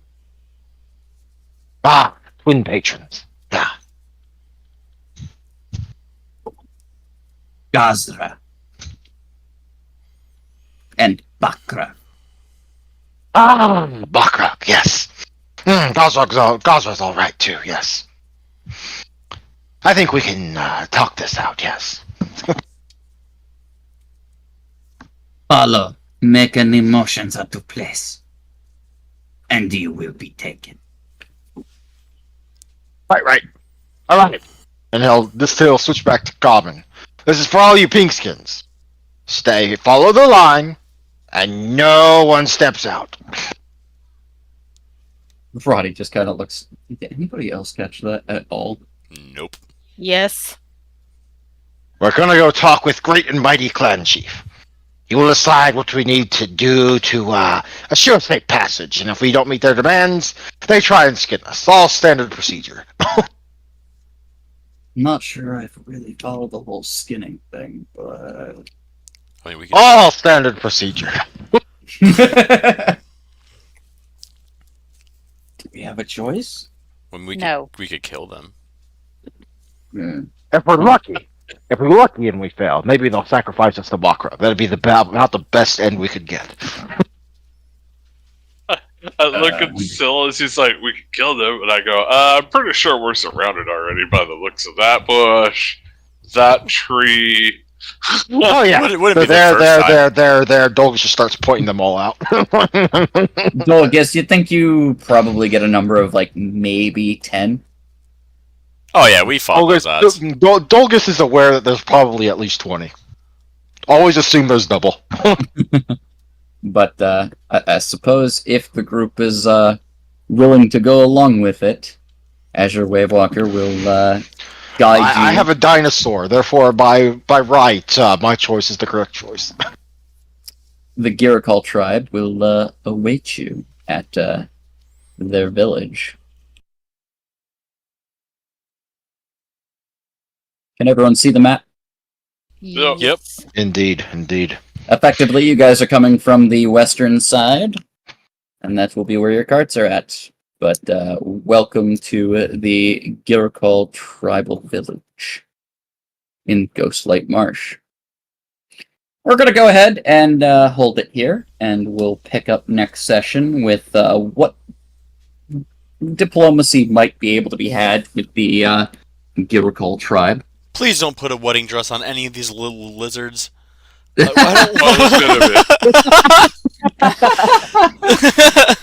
Why in Blue Blazes would they ever do that? I don't know. I just have a weird suspicion. I'm pretty sure lizard folk don't do wedding dresses. They probably do like a wedding crest instead. Well, I mean, No. The way that lizard folk propose to each other is they kill the biggest creature that they can, take their skull, and make it into a helmet.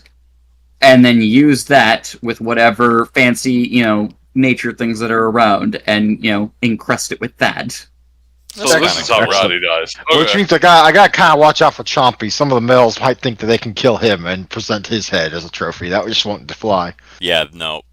I have to make it clear he's a servant of Bakruk, and they'll understand. They'll understand the only way it's acceptable for him to die is if he's being offered up as tribute to Bakruk, and that's the only way. But I hope everybody had fun. We'll, like I said, welcome to the home of the Girikal tribe. There are a number of different lizard folk all over, of different colorations and variety.